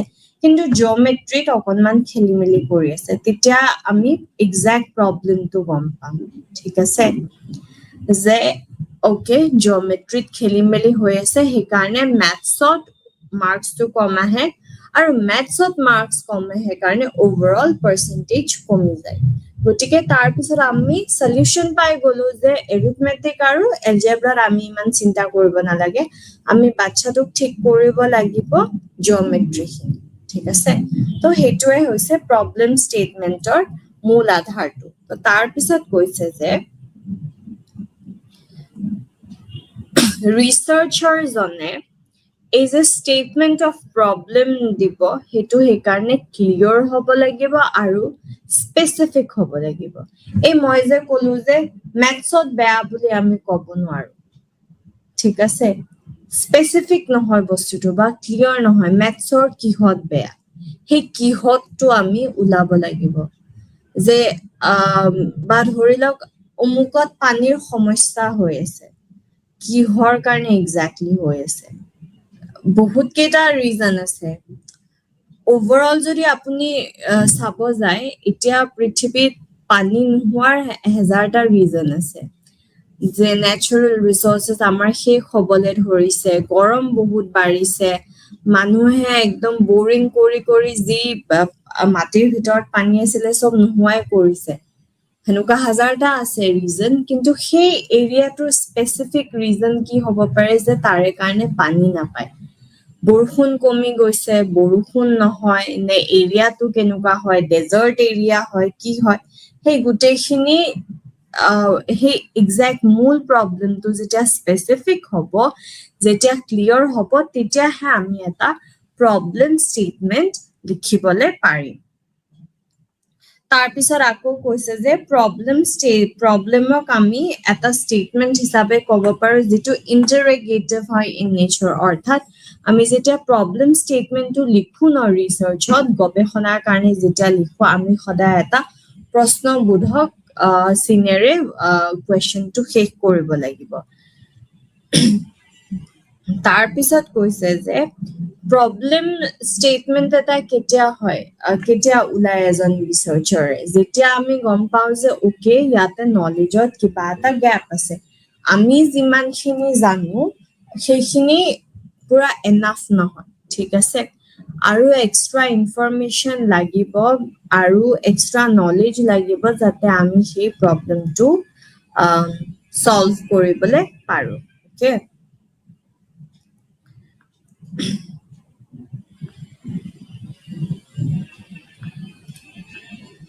তাৰ পিছত কৈছে আকৌ কাৰ্লিংগৰে এতিয়া দিছে যে তিনিটা মেজৰ ক্ৰাইটেৰিয়া আছে তিনিটা মেজৰ ক্ৰাইটেৰিয়াৰ থ্ৰু দি আমি এটা ভাল প্ৰবলেম ষ্টেটমেন্ট লিখি উলিয়াব পাৰো বা বাছি উলিয়াব পাৰো প্ৰথম কথা হ'ল যে ভেৰিয়েবলস কোনকেইটা হ'ব তাতে আমি ফোকাস কৰিব লাগিব ঠিক আছে যে এইটো আৰু A আৰু B ৰ মাজৰ যি ৰিলেশনশিপ আছে তাৰে বিষয়ে আমি ষ্টাডি কৰি এনসাৰটো উলিয়াম বা A B C সেই বুলি মই A ৰ পৰা Z লৈকে চাব নোৱাৰো ওকে A B C D E লৈকে চালো কিন্তু ইমানো নহয় যে সব বস্তু আমি চাব নোৱাৰো এটো বাৰে বাৰে কৈছে একদম স্পেসিফিক হ'ব লাগিব তাৰ পিছত মানে ambiguity থাকিব নোৱাৰিব মানে কনফিউজন থাকিব নোৱাৰিব বা খেলিমেলি থাকিব নোৱাৰিব যে এইটো বিষয়ে সামনে অমুকটোৱে সামনে এনেকুৱা কনফিউজিং নেচাৰ এজ আ ৰিসাৰ্চাৰ মোৰ হ'ব নোৱাৰে ওকে তাৰ পিছত কৈছে যে আৰু এনেকুৱা এটা বস্তু চাব লাগিব যে হেৰি যেটো সাইন্টিফিক টেষ্টিংৰ কাৰণে পসিবল হয় সাইন্টিফিক টেষ্টিংৰ কাৰণে কেনেকুৱা ধৰণৰ পসিবল হয় ধৰি লওক কোম্পানী এটাৰ মই কাম চাই আছো তো কোম্পানীটোৰ সুপাৰভাইজাৰ সাপোৰ্ট যদি সুপাৰভাইজাৰে ভালকে সাপোৰ্ট কৰি আছে এমপ্লয়িজ বোৰে ভাল কাম কৰি ফলে প্ৰডাক্টিভিটি বাঢ়ি আছে হেতু এটা ৰিজাল্ট হ'ব আৰু নহলে সুপাৰভাইজাৰে ভালকে সাপোৰ্ট কৰা নাই সেইকাৰণে এমপ্লয়িজ বোৰে ভালকে কাম কৰা নাই আৰু প্ৰডাক্টিভিটি কম হৈছে এটো আমি সাইন্টিফিক্যালি চাব পাৰো ধৰি লওক আমি সার্ভে এটা কৰি চাব পাৰো বা অবজারভেশন কৰি এনেকে চাব পাৰো কিন্তু আমি এটা হাতত যদি ৰিসাৰ্চ এনেকে এটা লও যে মাকে বেছি মৰম কৰে নে বাপেকে বেছি মৰম কৰে আমি তাৰে ওপৰত ষ্টাডি কৰিম এইটো আপুনি কেনেকে সাইন্টিফিক্যালি প্ৰুভ কৰিব পাৰে যে কাৰ মৰম বেছি সো এনেকুৱা ৱে কনসেপ্ট হ'ব নোৱাৰে যে যিটো মানে এটাটো ফৰ্ম কৰোতেও প্ৰবলেম এথিক্যালিও ইস্যু আহি যায় তাৰ পিছত কৰিম কেনেকে চাম কেনেকে সেইবোৰ সব ফালেদি ইস্যু আহি যায় তো তেনেকুৱা ধৰণৰ বস্তু বা তেনেকুৱা ধৰণৰ টপিক যিটো actually in a way illogical হয় বহুতখিনি তেনেকুৱা ধৰণৰ আমি চাব নোৱাৰো ওকে এতিয়া হৈছে ক্যাৰেক্টাৰিষ্টিক্স ক্যাৰেক্টাৰিষ্টিক্স এটা সাইন্টিফিক প্ৰবলেমৰ কেনেকুৱা ধৰণৰ হ'ব এটা কৈছে যে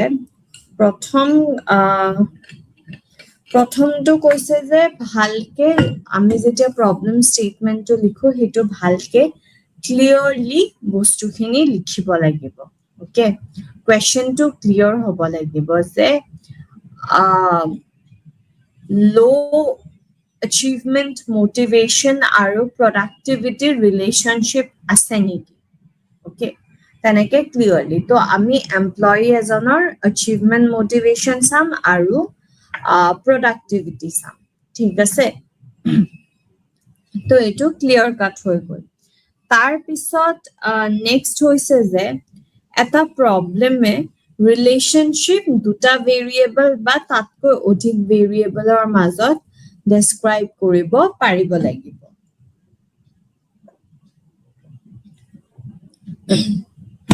তো বেসিক্যালি কৈছে যে আমি যেতিয়া ভেৰিয়েবল চুজ কৰো যেনেকে ইন্ডিপেন্ডেন্ট ভেৰিয়েবলৰ কাম কি হয় যে ৰিসাৰ্চাৰ জনে সিলেক্ট কৰে ৰিসাৰ্চাৰ জনে ইন্ডিপেন্ডেন্ট ভেৰিয়েবল টু ম্যানিপুলেট কৰিব পাৰে তাৰ পিছত কমোৱা বঢ়োৱা সিলেক্ট কৰা কেতিয়াবা প্ৰেজেন্ট কৰা কেতিয়াবা এবসেন্ট ৰাখা হে গুটেখিনি বস্তুৱে ইন্ডিপেন্ডেন্ট ভেৰিয়েবলত সম্ভৱ হ'ব লাগিব আৰু ইন্ডিপেন্ডেন্ট ভেৰিয়েবলত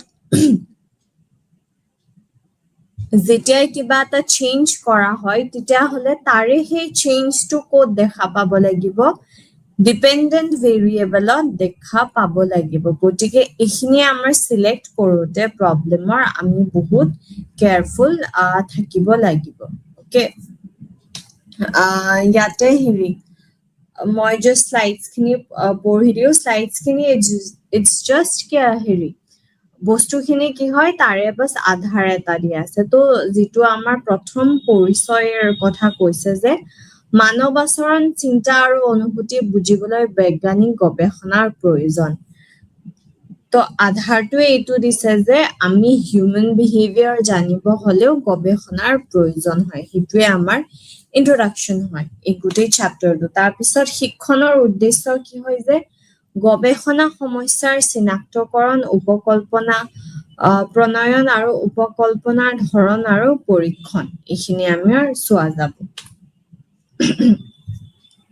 তাৰ পিছত কৈছে যে গৱেষণাৰ সমস্যা তাৰে অৰ্থ আমাক কৈছে অৰ্থাৎ ৰিসাৰ্চ কি হয় আমি অলৰেডি জানো যে এটা প্ৰশ্নৰ যেতিয়া আমি বাৰংবাৰ উত্তৰৰ বাবে অনুসন্ধান কৰি থাকো বাৰংবাৰ আমি বস্তুবোৰ বিচাৰি থাকো আৰু তাৰে পিছত আমি যেতিয়া এটা সঠিক উত্তৰলৈকে গৈ পাওঁ আৰু সেই উত্তৰটো কি হয় ভেৰিফাইবল হ'ব লাগিব যে বাকিবোৰেও যেতিয়া কৰি চাই তেতিয়া তেওঁলোকেও সেম উত্তৰে বিচাৰি পাব লাগিব বা বেলেগ কোনোবাই যদি এনেকুৱা ধৰণৰ সমস্যাৰ বিষয় চাব বিচাৰে তেতিয়া হলে আপুনি যেটো ষ্টাডি কৰিছে হেতু ৰেপ্লিকেট কৰিব পাৰিব লাগিব তাৰ পিছত আছে সমস্যা বিবৃতি তো সমস্যা স্পষ্ট নিৰ্দিষ্ট আৰু পৰীক্ষণযোগ্য হ'ব লাগে যেটো আমি এইমাত্ৰ ডিসকাস কৰিছো যে ক্লিয়াৰ হ'ব লাগিব প্ৰিসাইজ হ'ব লাগিব যে আপুনি প্যাৰাগ্ৰাফ লিখি গৈছে তেনেকুৱা হ'ব না লাগিব একদম এটা সেন্টেন্সতে দেখাৰ লগে লগে গম পাব লাগিব যে ওকে এটো সমস্যাৰ ওপৰত সমাধান এটা বিচাৰি আছে স্পেসিফিক হ'ব লাগিব অৰ্থাৎ নিৰ্দিষ্ট হ'ব লাগিব যে আমি সব বস্তু চাব নোৱাৰো আমি নৰ্থ ইষ্ট সাউথ ওয়েস্ট সব বস্তু চেক কৰি থাকিব নোৱাৰো আমি যেতিয়া এটা ভাগ চাইছো আমি উত্তৰৰ ফালে চাব লাগিব বা আমি দক্ষিণৰ ফালে চাব লাগিব আমি আমি একেলগে উত্তৰ দক্ষিণ সব ফালে আমি দৃষ্টি ৰাখিব নোৱাৰো সব ফালে আমি গৱেষণা কৰি থাকিব নোৱাৰো আৰু পৰীক্ষণযোগ্য হ'ব লাগিব মানে আমি যি ভাবিছো হেয়া সাইন্টিফিক টুলস ইউজ কৰি বা সাইন্টিফিক টেকনিক্স ইউজ কৰি এনসাৰটো আমি পাব লাগিব পাৰো আমি ভাবো এনেকুৱা হৈছে তেনেকে আমি জাস্টিফাই কৰিব নোৱাৰো আমাৰ ফাইন্ডিংছবোৰ ওকে তাৰ পিছত কৈছে যে বৈজ্ঞানিক সমস্যাৰ বৈশিষ্ট্যতা অৰ্থাৎ characteristics সমূহ আমি এইমাত্ৰ ডিসকাস কৰিছো যে স্পষ্টতা থাকিবই লাগিব ক্লিয়াৰ কাট হ'ব লাগিব তাৰ পিছত চলকৰ সম্পৰ্ক যে ইন্ডিপেন্ডেন্ট ভেৰিয়েবল আৰু ডিপেন্ডেন্ট ভেৰিয়েবলৰ মাজত ৰিলেশনশিপটো আমি উলাব পাৰিব লাগিব সেইখিনি আমি এক্সপ্লোৰ কৰিব পাৰিব লাগিব যেনেকৈ ইয়াতে আপোনালোকৰ এটা এক্সাম্পলও দিছে হা এক্সাম্পলটো মই আপোনালোকক পঢ়ি শুনাই আছো কৈছে যে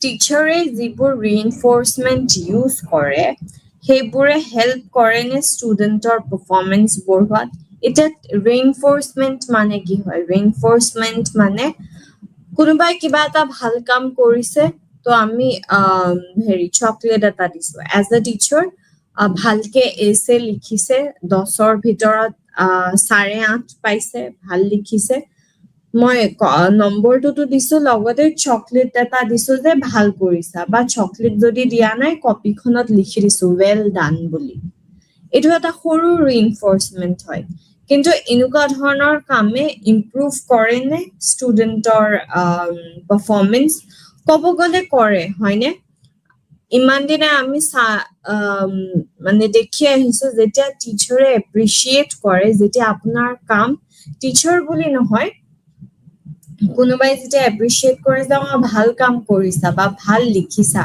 ভাল কথা কৈছা বা ভালকে তুমি কবিতা আবৃত্তি কৰিছা এনেকুৱা ধৰণৰ যেতিয়া প্ৰশংসা দিয়ে বা ইমান ভাল কাম কৰিছা এইটো তোমাৰ কাৰণে সৰু কলম এটা এনেকুৱা ধৰণৰ উপহাৰ পালে কি হয় সঁচাকে আমাৰ ভাল কামবোৰ ৰিইনফোৰ্স হৈ যায় আৰু আমি অনাগত দিনবোৰতো সেই তেনেকুৱা ধৰণৰ ভাল কাম কৰিবলৈ আমি প্ৰেৰণা পাওঁ গতিকে প্ৰবলেম ষ্টেটমেন্টটো এনেকুৱাই যে টিচাৰে ৰিইনফোৰ্সমেন্ট দিলে বাচ্চাবোৰৰ পাৰফৰমেন্স ইমপ্ৰুভ হয় নে প্ৰশ্নবোধক ওকে এটোৱে হৈছে প্ৰবলেম ষ্টেটমেন্ট আমি তেনেকে গঢ় দিওঁ তো ইয়াতে হেতুৱে এক্সাম্পল দিছে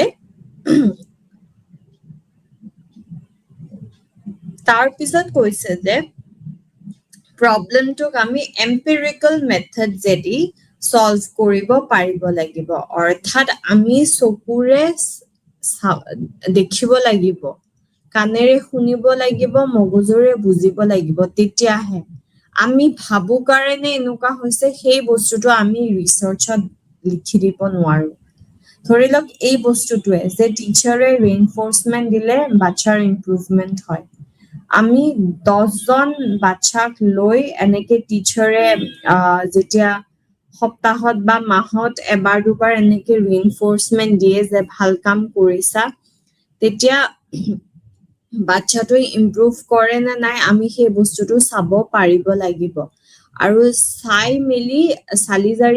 মিলি যে আমি কি দেখিলো সেই বস্তুটো আমি আমাৰ ৰিপৰ্টত লিখিব পাৰিম এটা মই যেনেকে কৈ আছো বিকজ মই ভাবো সেই কাৰণে এনেকুৱা হৈছে তেনেকে ৰিসাৰ্চৰ ক্ষেত্ৰত তেনেকুৱা নহয় এটো আমি কব পাৰো যে আগৰ যিবোৰ ৰিসাৰ্চ অমুকে কৰা তুমুকে কৰা তেওঁলোকৰ ৰিসাৰ্চত এনেকুৱা পাইছে সেই কাৰণে মইও ভাবো এনেকুৱাই হ'ব নহয় তেনেকে আমি কৰিব নোৱাৰো আমি আকৌ বস্তুটো নিজে চাই মেলি কোনটো ৰিসাৰ্চ টেকনিক ইউজ কৰিছো সাৰ্ভে কৰিছো কোৰিলেশনাল মেথড কৰিছো statistics কি ব্যৱহাৰ কৰিছো সেই গুটেইখিনি লিখি মিলি আমি প্ৰবলেমটো ডিসকাস কৰি আমি সমাধান উলাব লাগিব ওকে তাৰ পিছত কৈছে যে the data of a scientific problem should be quantitative যেতিয়াই আমি problem statement দিও সদায় আমি quantitative result পাব লাগিব এটা quantitative বস্তুটো কি হয় যেনেকে আপোনালোকৰ anxiety কিমান হৈ আছে বা stress কিমান হৈ আছে দস্তুৰ ৰুমত আমাৰ হাতত এনেকুৱা questionnaire আছে যাৰ থ্ৰু দি আমি জুখি চাব পাৰো যে আপোনাৰ stress কিমান হৈ আছে কিমান লেভেলত যে আপুনি 100 তলত আছে নে আপুনি 130 ওপৰত আছে নে একদম 170 মান পাই গৈছে stress levels ঠিক আছে গটিকে আমি ধৰিলক চালু যে রিল্যাক্সেশন মেথডে স্ট্রেস কমোৱাত হেল্প কৰে বা রিল্যাক্সেশন মেথড যে স্ট্রেস কমোৱাত হেল্প কৰে নেকি প্ৰশ্নবোধক তো আগে আমি স্ট্রেস লেভেল চাই ললো আমি 5 জন মানুহৰ স্ট্রেস লেভেল কোৱেশ্চনেয়াৰ দি চালো কোনোবাই ৰিপৰ্ট কৰিছে 167 কোনোবাই 182 তেনেকে তাৰ পিছত আমি রিল্যাক্সেশন টেকনিক্স বোৰ দিলো 2 সপ্তাহৰ কাৰণে দিলো তাৰ পিছত আমি যেতিয়া নেক্সট ৰিজাল্ট পাম নেক্সট ৰিজাল্ট আমি কি কৰিম আমি আকৌ স্ট্রেস লেভেল বোৰ জুখিম যে আমি যে রিল্যাক্সেশন টেকনিক্স বোৰ এনেকে দিছিলো তো তাৰে কিবা কাম দিলে নে কাম দিবও পাৰে নিদিবও পাৰে গটিকে আমি হেতু লিখিব লাগিব যে মোৰ রিল্যাক্সেশন টেকনিকটো কাম দিছে 180 যাৰ আছিল তেও 172 ৰিপৰ্ট কৰিছে বা 150 জিমান আছিল তো সেই মানুহজনে 137 ৰিপৰ্ট কৰিছে তেনেকে আমি কোয়ান্টিটেটিভলি বস্তুখিনি গুটেই ৰিপৰ্ট কৰিব পাৰিব লাগিব ওকে তাৰ পিছত কৈছে যে the variable relating to the problem should be clear and definite এটো বাৰংবাৰ আপোনালোকক কৈছে যে যেটো সমস্যা হয় সমস্যাটো আমি ক্লিয়াৰলি লিখিব পাৰিব লাগিব আৰু স্পেসিফিক হ'ব লাগিব ওকে এতিয়া কৈছে যে সমস্যা কেনেকৈ উদ্ভৱ হয় ওকে তো প্ৰথম কথা নলেজ গ্যাপ বা ইয়াতে লিখা আছে জ্ঞানৰ ফাক ওকে এটা ধৰিলক নলেজ গ্যাপ কেতিয়া হয় আমি ধৰিলক আছে আমি জানো যে হেৰি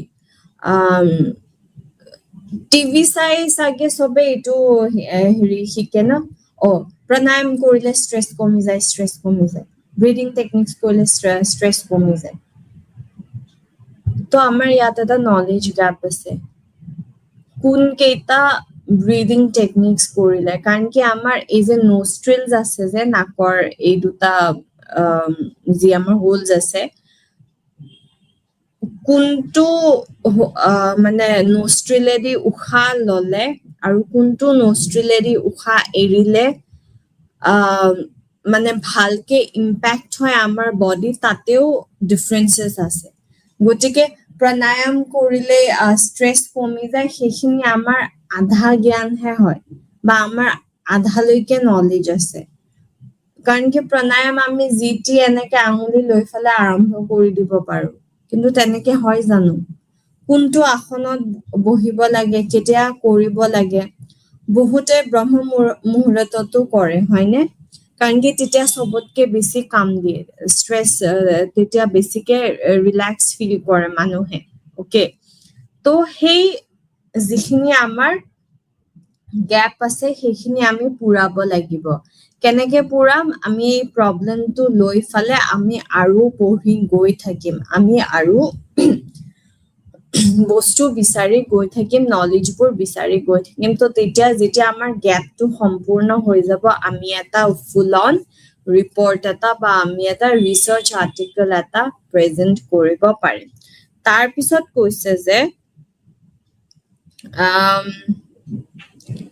নেক্সট কৈছে contradictory result হা কেতিয়াবা কি হয়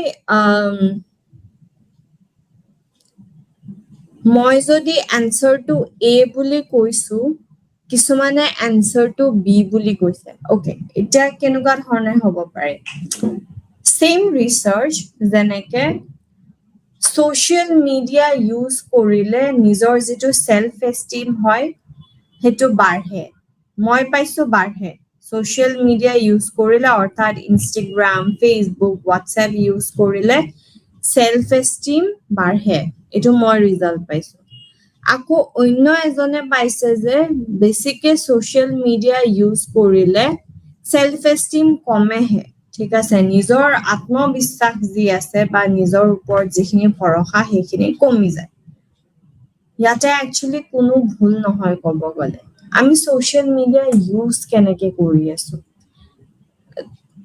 এটা আমাৰ আধাতে ৰখি যায় না যে এটাই কৈ আছে যে হেৰি সেলফ এস্টিম বাঢ়ে এটাই কৈ আছে সেলফ এস্টিম কমে এখিনিলৈকে আছে কন্ট্ৰাডিক্টৰি হয় দুটা আনসাৰে তেতিয়া আমি কি কৰো আকৌ আমি প্ৰবলেমটো চাবলে মানে কি আৰু আকৌ বহিলা আকৌ আমি গৱেষণা কৰো আকৌ আমি ৰিসাৰ্চ কৰো ওকে এতিয়া আমি চাও যে মই জাক চাইছিলো তেওঁলোকে সাগে কোনোবা এনেকুৱা হ'ব পাৰে এই যে আজিকালি ট্ৰেভেল ভ্লগছ দিয়ে যে মই অমুকত ফুৰিব গৈছিলো নেচাৰত মই এনেকে টাইম স্পেন্ড কৰিছো এইখিনি বিৰাট ভাল লাগিছে তাতে নেটৱৰ্ক নাছিলে মই জাস্ট আপোনালোকক ভিডিও দেখুৱাবলৈ ভিডিও কৰিছো তাতে আপলোড কৰিব পৰা নাছিলো এটা ঘৰ আহি আপলোড কৰিছো ডেফিনেটলি মানুহজনৰ ভাল লাগিবই কবাত ফুৰিবলৈ গৈছে নেচাৰৰ মাজত আছে ধুনিয়াকে ওয়াটাৰফল চাইছে কিবা চাইছে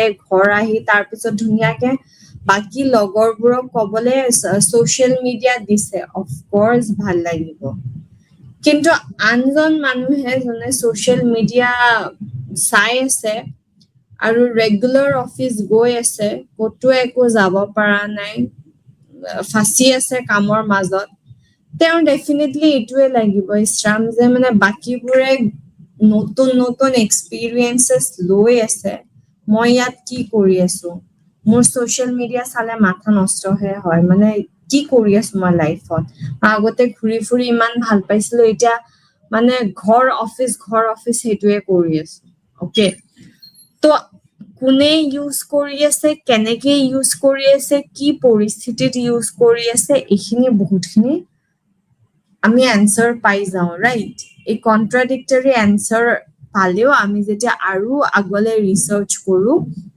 তেতিয়া কি হয় তেতিয়া আমি বেলেগ পার্সপেক্টিভ দিব পাৰো দুটা ৰিসাৰ্চকে আমি বেলেগ পার্সপেক্টিভ দিব পাৰো যে এইখিনি ৰিসাৰ্চ এনেকুৱা ধৰণৰ মানুহৰ ওপৰত হৈছিলে গতিকে তেওঁলোকৰ পার্সপেক্টিভটো বেলেগ হয় আৰু সেম ৰিসাৰ্চটো এই অফিসত কাম কৰা মানুহে ৰিপোৰ্ট কৰিছে সেইকাৰণে তেওঁলোকৰ পার্সপেক্টিভটো এনেকুৱা হয় এজন ফ্ৰিল্যান্সাৰ যোনে নিজৰ মতে কাম কৰি আছে আৰু এজনে অথৰিটিৰ আন্ডাৰত কাম কৰা মানুহ ডেফিনেটলি ডিফাৰেন্সেস থাকিব ওকে তো তেনেকে আমি কি কৰো তেনেকে আমি বস্তুবোৰ আউটলাইন কৰি দিও তাৰ পিছত কৈছে যে আমি প্ৰবলেম ষ্টেটমেন্ট কিয় এনেকে দিব লাগে কৈছে যে আমি এটা ফ্যাক্ট এক্সপ্লেইন কৰিব লাগে যে এনেকুৱা কিয় হৈছে বা এনেকুৱা কিহৰ কাৰণে হয় সেই বস্তুটো এনসাৰ কৰিবলৈ আমি এনেকে প্ৰবলেম ষ্টেটমেন্টটো লিখি দিও ওকে এতিয়া কৈছে যে আমি ৰিসাৰ্চ প্ৰবলেম কেনেকে আইডেন্টিফাই কৰিব পাৰিম হা লিখিছে ইয়াতে যে গৱেষণাৰ সমস্যা চিনাক্তকৰণ এতিয়া প্ৰথম কথা হল যে প্ৰথমটো কৈছে যে প্ৰফেশনাল বা পার্সোনাল এক্সপেৰিয়েন্স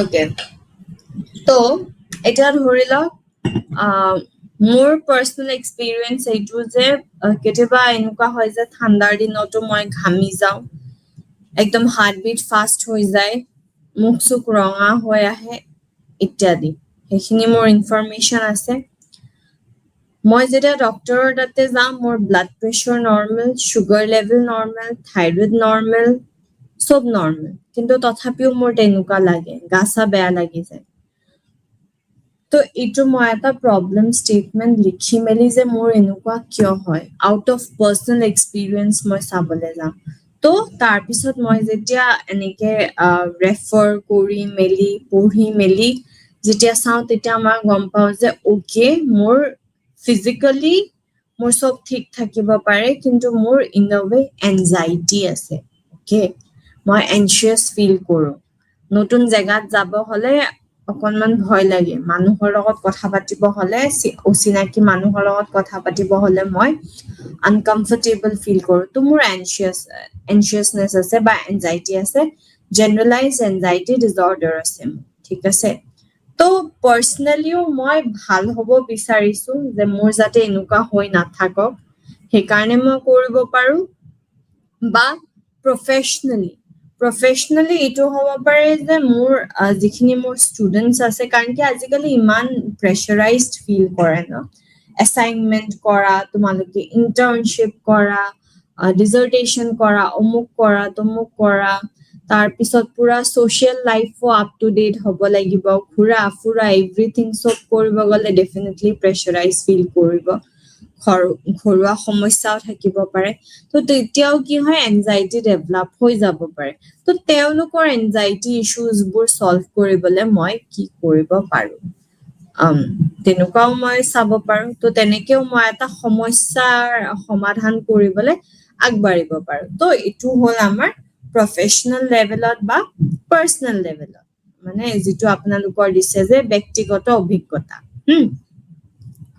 তাৰপিছত আছে যে কিছুমান থিয়ৰী থাকে এতিয়া থিয়ৰী যেনেকে আছে ছ'চিয়েল লোফিং থিয়ৰী হা ধৰি লওক ছ'চিয়েল সাইকোলজি আমাৰ যি সামাজিক মনোবিজ্ঞান আছে তো সামাজিক মনোবিজ্ঞানৰ এটা কনচেপ্ট আছে ছ'চিয়েল লোফিং তো ছ'চিয়েল লোফিঙত কি কৰে মানুহে যেতিয়া এটা টিমত 10টা মান মানুহ থাকে আপোনালোকে গ্ৰুপ প্ৰজেক্টতো জানে 10টা মান মানুহে যেতিয়া থাকে তাৰে দুটা মানে অলপ কম কাম কৰা হয়নে হ'ব আৰু বাকী কেইটাতো আছে বাকী 8টাতো আছে তাহাঁতে কৰি ল'ব আমিয়ে ইমান কিহৰ কৰিব লাগে সেইটো ছ'চিয়েল লোফিং হয় বাকী কেইটা আছে নহয় এতিয়া ছ'চিয়েল লোফিং আমি এইখিনিলৈকে পঢ়িছো যে ছ'চিয়েল লোফিং হয় কিন্তু এনেকে মানুহ একেলগে থাকিলে কিন্তু ছ'চিয়েল লোফিং আমি গুচাম কেনেকে সেইটো আমি কি হ'ল সেইটো আমি প্ৰব্লেম এটা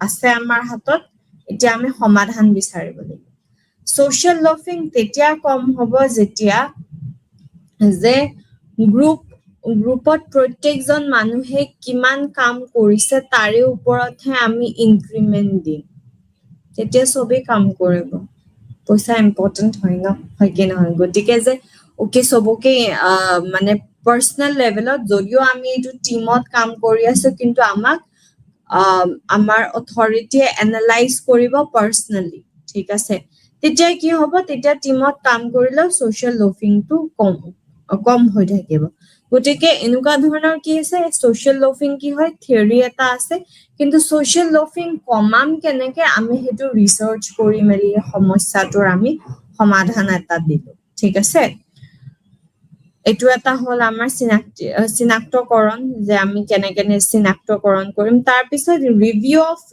related literature and media okay এতিয়া কি হয় আমি যেতিয়া পঢ়ো ন তেতিয়াও আমি বহুতখিনি ইনফৰমেশ্যন পাওঁ এতিয়া ৰিচেণ্ট মই ধৰি লওক পঢ়িছো টক্সিক পজিটিভিটিৰ ওপৰত এটা টক্সিক পজিটিভিটি হয় কি ইমান ৰিচাৰ্চ আহি পৰা নাই টক্সিক পজিটিভিটিৰ ওপৰত পজিটিভ সাইকোলজিৰে কনচেপ্ট এটা হয় তাতে কৈছে যে আপোনালোকে দেখিব যে বহুত মানুহে এনেকে কয় বি পজিটিভ থিংক পজিটিভ কিন্তু হয় জানো তেনেকুৱা এনি টাইম আমি পজিটিভ ভাবিব পাৰো নেকি কালি পৰীক্ষা আছে আজি মই ইয়াতে পাৰ্টি কৰি আছো মই কোনটো মাথাৰে বা কোনটো মগজুৰে মই এইটো ভাবিব পাৰো যে কালি মই পৰীক্ষাত টপ কৰিম একমাহ ধৰি কিতাপ লৰাই নাই কাইলে এক্সাম আছে আজি পাৰ্টি কৰি আছো ইয়াতে পজিটিভ থাকিলে এইটো দেখোন কেনেকুৱা লেভেলৰ এটা মানে মিসকনচেপচন হ'ব মোৰ নিজৰ জীৱনক লৈ হয়নে তো টক্সিক পজিটিভিটিত এইটোৱে কৈছে যে এই বি পজিটিভ তাৰপিছত সব ঠিক হৈ যাব সব ভাল হয় জীৱনত এইবোৰ একচুয়ালি ৰং কনসেপ্ট হয় সেইটো কৈ আছে টক্সিক পজিটিভিটি এইটোৱে কৈ আছে যে মানুহৰ জীৱনত ভাল বেয়া দুটাই আহে আৰু ভাল বেয়া দুটাকে আমি আকোৱালি লৈহে মানে আগবাঢ়ি যাব পাৰো জীৱনত অকল ভাল হৈ থাকিব বা ভাল হ'ব বুলি আমি এনি টাইম আশা কৰি থাকিব নোৱাৰো আমি বেয়াটো সমানে আমি এক্সপেক্ট কৰিব লাগিব যে ইয়েস আমাৰ লগত এইটো ভাল হ'ব পাৰে বা যদি বেয়া হয় এনেকুৱা ধৰণৰো বেয়া হ'ব পাৰে সেই দুটা বস্তুৱে আমি কনসিকুৱেন্সেস সদায় আমি পজিটিভ চাব নোৱাৰো সদায় আমি ৰিজাল্ট পজিটিভে এক্সপেক্ট কৰিব নোৱাৰো পজিটিভ নেগেটিভ দুটাৰে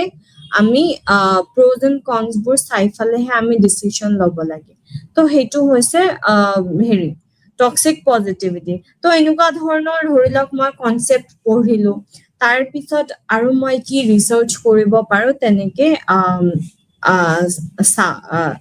I mean literature review তেনেকে চোৱা যায় ঠিক আছে তাৰ পিছত yes মিডিয়াটো আমি টেলিভিশনতো বহুতখিনি আমি ইনফৰমেশন তেনেকে দেখো হয়নে গতিকে এতিয়া এখিনিলৈকে আমি কি কি পঢ়িলো বা আগলে আৰু কি কি আছে আমি এবাৰ চাই লওঁ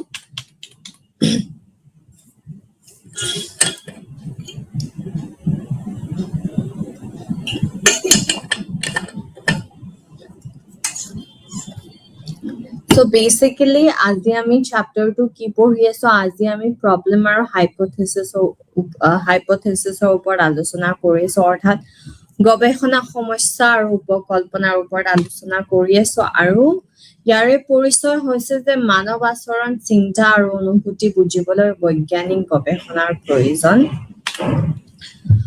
শিক্ষণ উদ্দেশ্য হৈছে যে গৱেষণা সমস্যা চিনাক্তকৰণ উপকল্পনা প্ৰণয়ন উপকল্পনাৰ ধাৰণ আৰু পৰীক্ষণ তাৰ পিছত গৱেষণা সমস্যা অৰ্থ তো গৱেষণা সমস্যা হৈছে এনে এক প্ৰশ্ন যাৰ বৈজ্ঞানিক উত্তৰ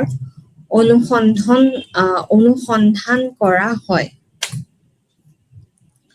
তাৰ পিছত কৈছে যে সমস্যা বিবৃতি ইয়াতে কৈছে যে সমস্যা স্পষ্ট নিৰ্দিষ্ট আৰু পৰীক্ষণযোগ্য হ'ব লাগে তাৰ পিছত কৈছে যে বৈজ্ঞানিক সমস্যাৰ বৈশিষ্ট্য এটা বৈজ্ঞানিক সমস্যাৰ বৈশিষ্ট্য কি যে স্পষ্টতা থাকিব লাগে চলকৰ সম্পৰ্ক থাকিব লাগে পৰীক্ষণযোগ্যতা হ'ব লাগিব আৰু সমাধানযোগ্যতা ওকে দেন হৈছে যে সমস্যা কেনেকৈ উদ্ভৱ হয় জ্ঞানৰ ফাঁক থাকিব পাৰে তাৰ পিছত পৰস্পৰিক বিৰোধী ফলাফল হ'ব পাৰে বা কোনো তথ্যৰ ব্যাখ্যা প্ৰয়োজন হ'ব পাৰে ঠিক আছে তাৰ পিছত আছে যে গৱেষণা সমস্যা চিনাক্তকৰণ কেনেকৈ হ'ব পাৰে প্ৰথমটো হৈছে যে ব্যক্তিগত অভিজ্ঞতা হ'ব পাৰে তাৰ পিছত তত্ত্ব যেটো আমাৰ থিওৰি হয় দেন সাহিত্য সমীক্ষা আৰু মিডিয়া এইকেইটা এটা নেক্সট আছে আমাৰ গৱেষণা সমস্যা বাছনিৰ দিশ অৰ্থাৎ আমি কনসিডাৰ কেনেকৈ কৰিম যে এইটো ৰিসাৰ্চ প্ৰবলেম ওকে তো এটা কৈছে যে when selecting a research problem আপোনালোকৰ কিতাপত লিখা আছে there are a number of considerations অৰ্থাৎ যেতিয়া আমি প্ৰবলেম এটা চুজ কৰো বহুতখিনি বস্তু আমি সালিজাৰি চাব লাগিব এতিয়া আমি কি সালিজাৰি চাব লাগিব প্ৰথম কথা ইন্টাৰেষ্ট টপিকটোৰ প্ৰতি যদি মোৰ ইন্টাৰেষ্ট নাই তেতিয়া হলে মই সাগে ইমান ভালকে কাম নকৰিম কিন্তু মোৰ ইন্টাৰেষ্টৰ টপিক এটা ধৰি লওক মই ডান্স মুভমেন্ট থেৰাপিৰ ওপৰত মোৰ বহুত ইন্টাৰেষ্ট আছে গতিকে তাৰে বিষয় যদি আপুনি মোক কিবা ওয়াৰ্কশ্বপ দিয়ে সেমিনাৰ দিয়ে কিবা পঢ়িব দিয়ে মই বহুত ধ্যান দি বস্তুটো কৰিম কিন্তু মই ধৰি লওক এতিয়া social reform studies ইমান মোৰ ইন্টাৰেষ্ট নাই পঢ়িব দিলেও এখন পেজ পঢ়িব হলে চাগে মই বহুত সময় লগাই দিম কিন্তু ইফালে ডান্স মুভমেন্ট থেৰাপিৰ মই এদিনতে ৱৰ্কশ্বপো এটেণ্ড কৰিম, সেমিনাৰো এটেণ্ড কৰিম, আহি মই কি শিকিছো সেয়া নোট ডাউন কৰি পিছত ৰিচাৰ্চ পেপাৰৰ কিবা কিবিৰ কাৰণে মই চাগে লিখিও থৈ দিম। গতিকে ইণ্টাৰেষ্টৰ টপিকটো লোৱা সেইটো বহুত বেছি ইম্পৰ্টেণ্ট হয়। নেক্সট কৈছে যে magnitude as in power levels. Okay, power levels like হেৰি যদি বস্তুখিনি আমি চাওঁ এই টপিকটোৰ ওপৰত যদি আমি ৰিচাৰ্চ কৰো তেতিয়াহ'লে কিমানখিনি মানে আমাৰ উপকাৰ হ'ব, ঠিক আছে?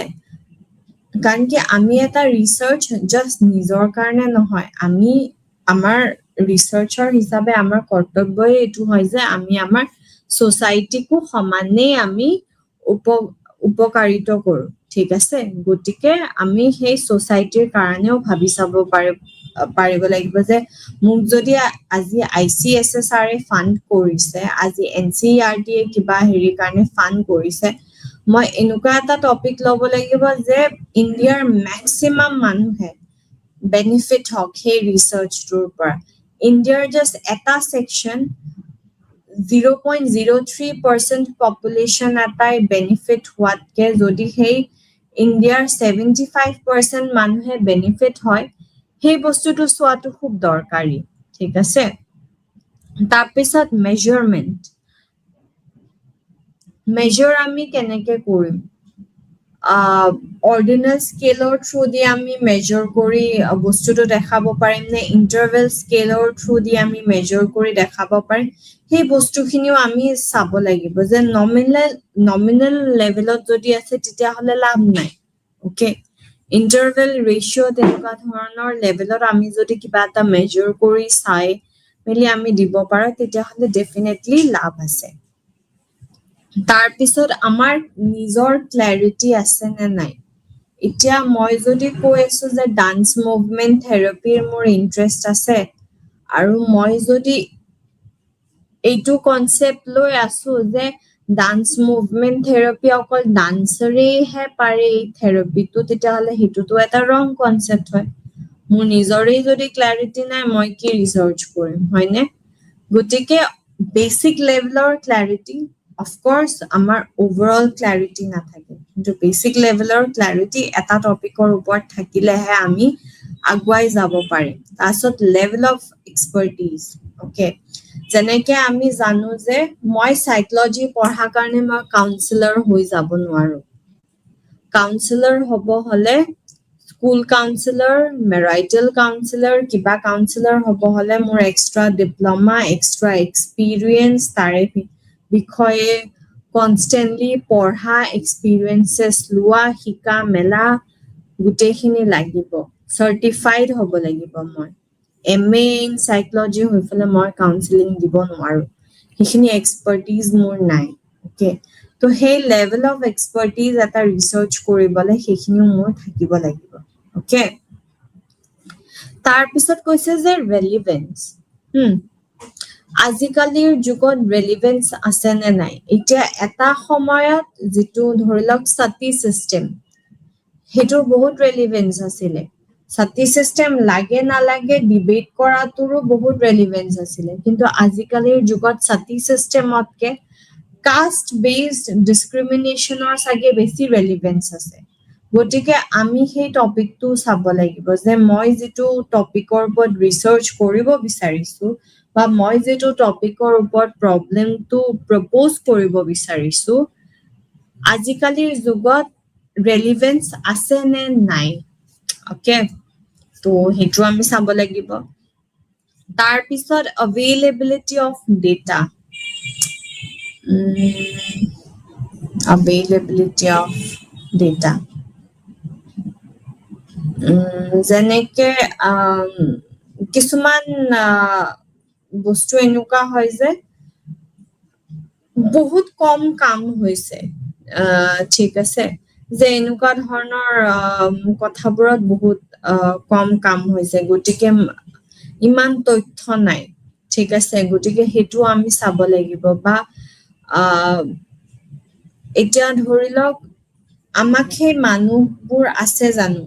এতিয়া মই যদি একদম পুৰণা দিনৰ কিবা ঐতিহাসিক কিবা চাব বিচাৰিছো অলপ কিবা কিবি আছে কিন্তু তাৰে ওপৰত ইনফৰমেশ্যন দিব পৰাকে ফাৰ্ষ্ট হেণ্ড এক্সপিৰিয়েঞ্চ ল'ব পৰাকে চুকাফাও নাই বা জয়মতীও নাই এতিয়াৰ যুগত হয়নে যি আছে আমাৰ কিতাপতে আছে বা জেগাত গ'লে মানুহখিনিয়ে অকণমান ক'ব পাৰে গতিকে ইনফৰমেশ্যন কিমান পাম ডেটা কিমান পাম আমাৰ হাতত যে এটা পুৰা ৰিচাৰ্চৰ ৰিপৰ্ট এটা শুদ্ধ হয় বুলি ক্লেইম কৰিব পৰাকে আমাৰ হাতত তথ্য আছে নে নাই বা তথ্য পাম নে নাই সেইখিনিও আমি চালি জাৰি চাব লাগিব তাৰ পিছত আছে যে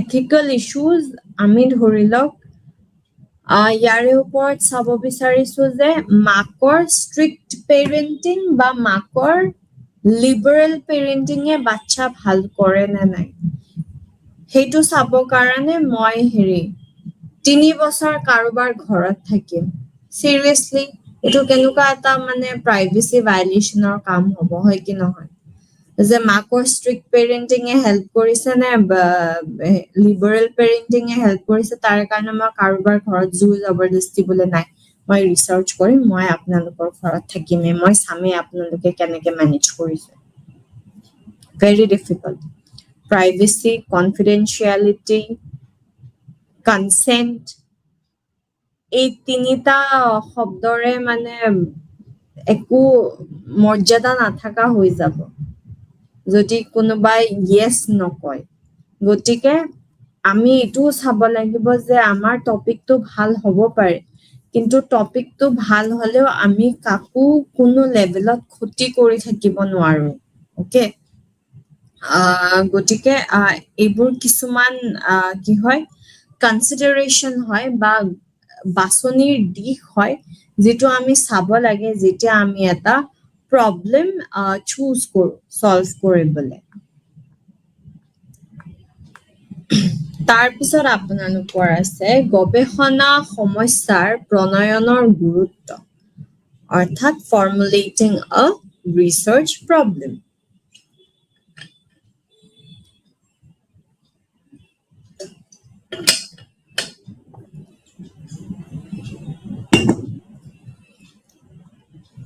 okay so ইয়াতে কৈছে যে for research problem যেতিয়া আমি formulate কৰো তেতিয়া কি হয় যে কিবা এনেকুৱা হয় যে টপিকটো বহুত ক্লিয়াৰ হয় আৰু আমি জানো এক্স্যাক্টলি কিহৰ ওপৰত চাব লাগে ঠিক আছে তাৰ পিছত কৈছে যে to formulate the research problem simply and explicitly it is not always simple complicated ke এসে এখন লিখা সাগে ইজি হয় কিন্তু একদম আমি কি কৰিব বিচাৰিছো এক্সাক্ট এটা লাইনত সবে ক্লিয়াৰ কে বুজা হেনেকে লিখা মেলা কৰাত আমাৰ অকনমান প্ৰবলেম হয় হেতু কৈছে তাৰ পিছত কৈছে যে to provide a researchable problem many subjects can prove too wide ranging for example মানে অৰ্থাৎ কৈছে যে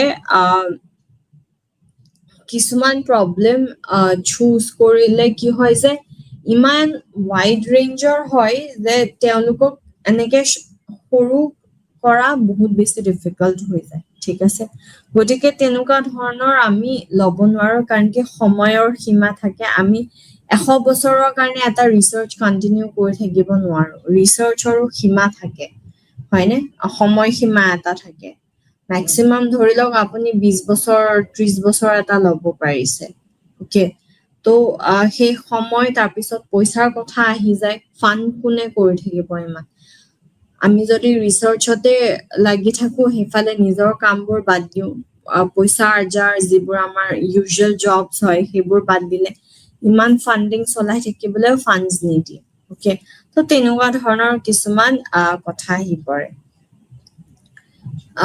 তাৰ পিছত যেটো আছে the importance of formulating a research problem যে research problem কেলে ইমান গুৰুত্বপূৰ্ণ হয় তাৰ পিছত কৈছে যে প্ৰথম স্টেপটোৱে গৱেষণা কৰাৰ প্ৰথম স্টেপটোৱে হৈছে এটা ৰিসাৰ্চ প্ৰবলেম ফৰ্ম কৰা যে আমি কিহৰ ওপৰত ৰিসাৰ্চ কৰিম টপিকটো ফৰ্ম কৰা ডেফিনেটলি ইম্পৰ্টেন্ট হয় কিন্তু এক্সাক্ট প্ৰবলেম আমি কি চাম সেইটো ফৰ্ম কৰাও সিমানে ইম্পৰ্টেন্ট হয় তাৰ পিছত কৈছে যে it is like the identification of a destination বিফোৰ undertaking a journey অৰ্থাৎ আমি জাৰ্নিটো ষ্টাৰ্ট কৰাৰ আগতে এইটো ফিগাৰ আউট কৰা যে আমি এক্স্যাক্টলি কোনটো ডেষ্টিনেশ্যনত যাব বিচাৰিছো আমি এইটো চাব বিচাৰিছো যে এমপ্লয়িজৰ এচিভমেন্ট মোটিভেশন থাকিলে প্ৰডাক্টিভিটি বাঢ়ে নে নাবাঢ়ে আমি এইটো চাব বিচাৰিছো তো এটা বাঢ়ে নে নাবাঢ়ে সোৱা প্ৰসেসটো ডেফিনেটলি দীঘলীয়া হয় কিন্তু আমি কি বস্তু লাগে আমাক সেইটো আমি আগে জানো যেনেকে আমি জানো যে ওকে আমি গৰমৰ বন্ধত বনাৰস যাম কেনেকে যাম ট্ৰেইনেদি যাম ফ্লাইটেদি যাম সেইটো পিছৰ কথা কিন্তু ক'ত যাম বনাৰস যাম ওকে দেন কৈছে যে ৰিসাৰ্চ প্ৰবলেম এটা বিল্ডিঙৰ ফাউণ্ডেশ্যনৰ দৰে হয় যে আমি গুটেখিনি এনেকে থিতাপি লৈছো এইটোৰ ভিত্তিতে আমি আগবঢ়াই গৈ থাকিম ঠিক আছে তাৰ পিছত কৈছে যে আপোনালোকৰ ইয়াতে টাইপস অফ ৰিসাৰ্চ প্ৰবলেম কি ধৰণৰ ৰিসাৰ্চ প্ৰবলেমৰ টাইপস থাকিব পাৰে প্ৰথম হৈছে যে ইউনিভেৰিয়েট ৰিসাৰ্চ প্ৰবলেম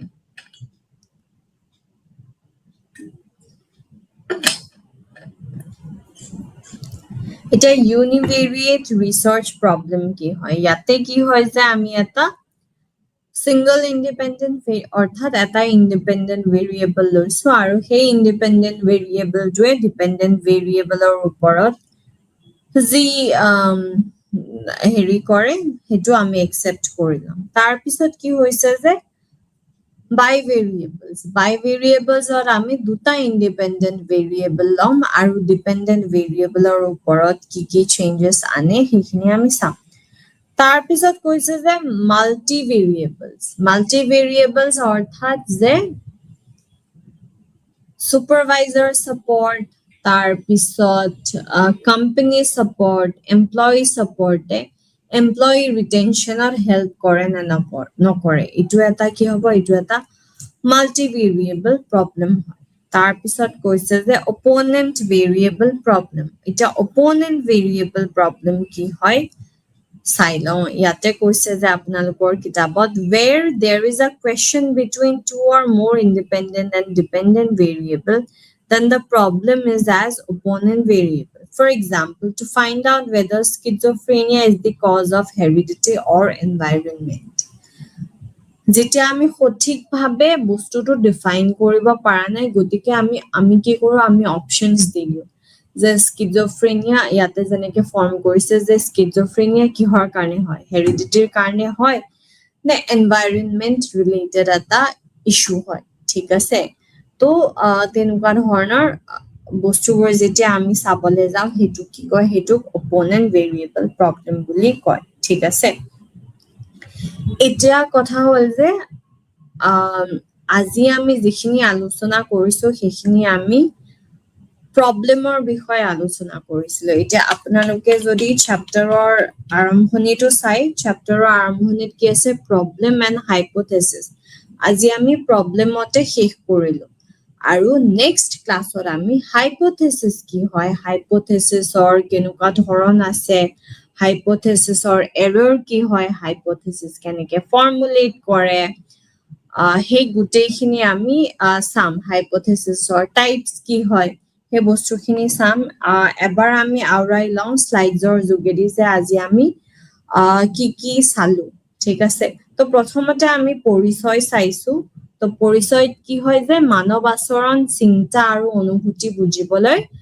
বৈজ্ঞানিক গৱেষণাৰ প্ৰয়োজন ওকে দেন আমি শিক্ষণৰ উদ্দেশ্য চাইছো যে আমি কি শিকিম ইয়াৰে পৰা যে গৱেষণাৰ সমস্যা চিনাক্তকৰণ শিকিম আমি তাৰ পিছত উপকল্পনাৰ প্ৰণয়ন শিকিম উপকল্পনাৰ ধৰণ আৰু পৰীক্ষণ শিকিম তাৰ পিছত আমি গৱেষণাৰ সমস্যাৰ অৰ্থ কি হয় সেই বস্তুখিনি চাইছো তাৰ পিছত সমস্যাৰ বিবৃতি কি হয় হেয়া চাইছো যে সমস্যা স্পষ্ট হ'ব লাগে, নিৰ্দিষ্ট হ'ব লাগে আৰু পৰীক্ষণযোগ্য হ'ব লাগে।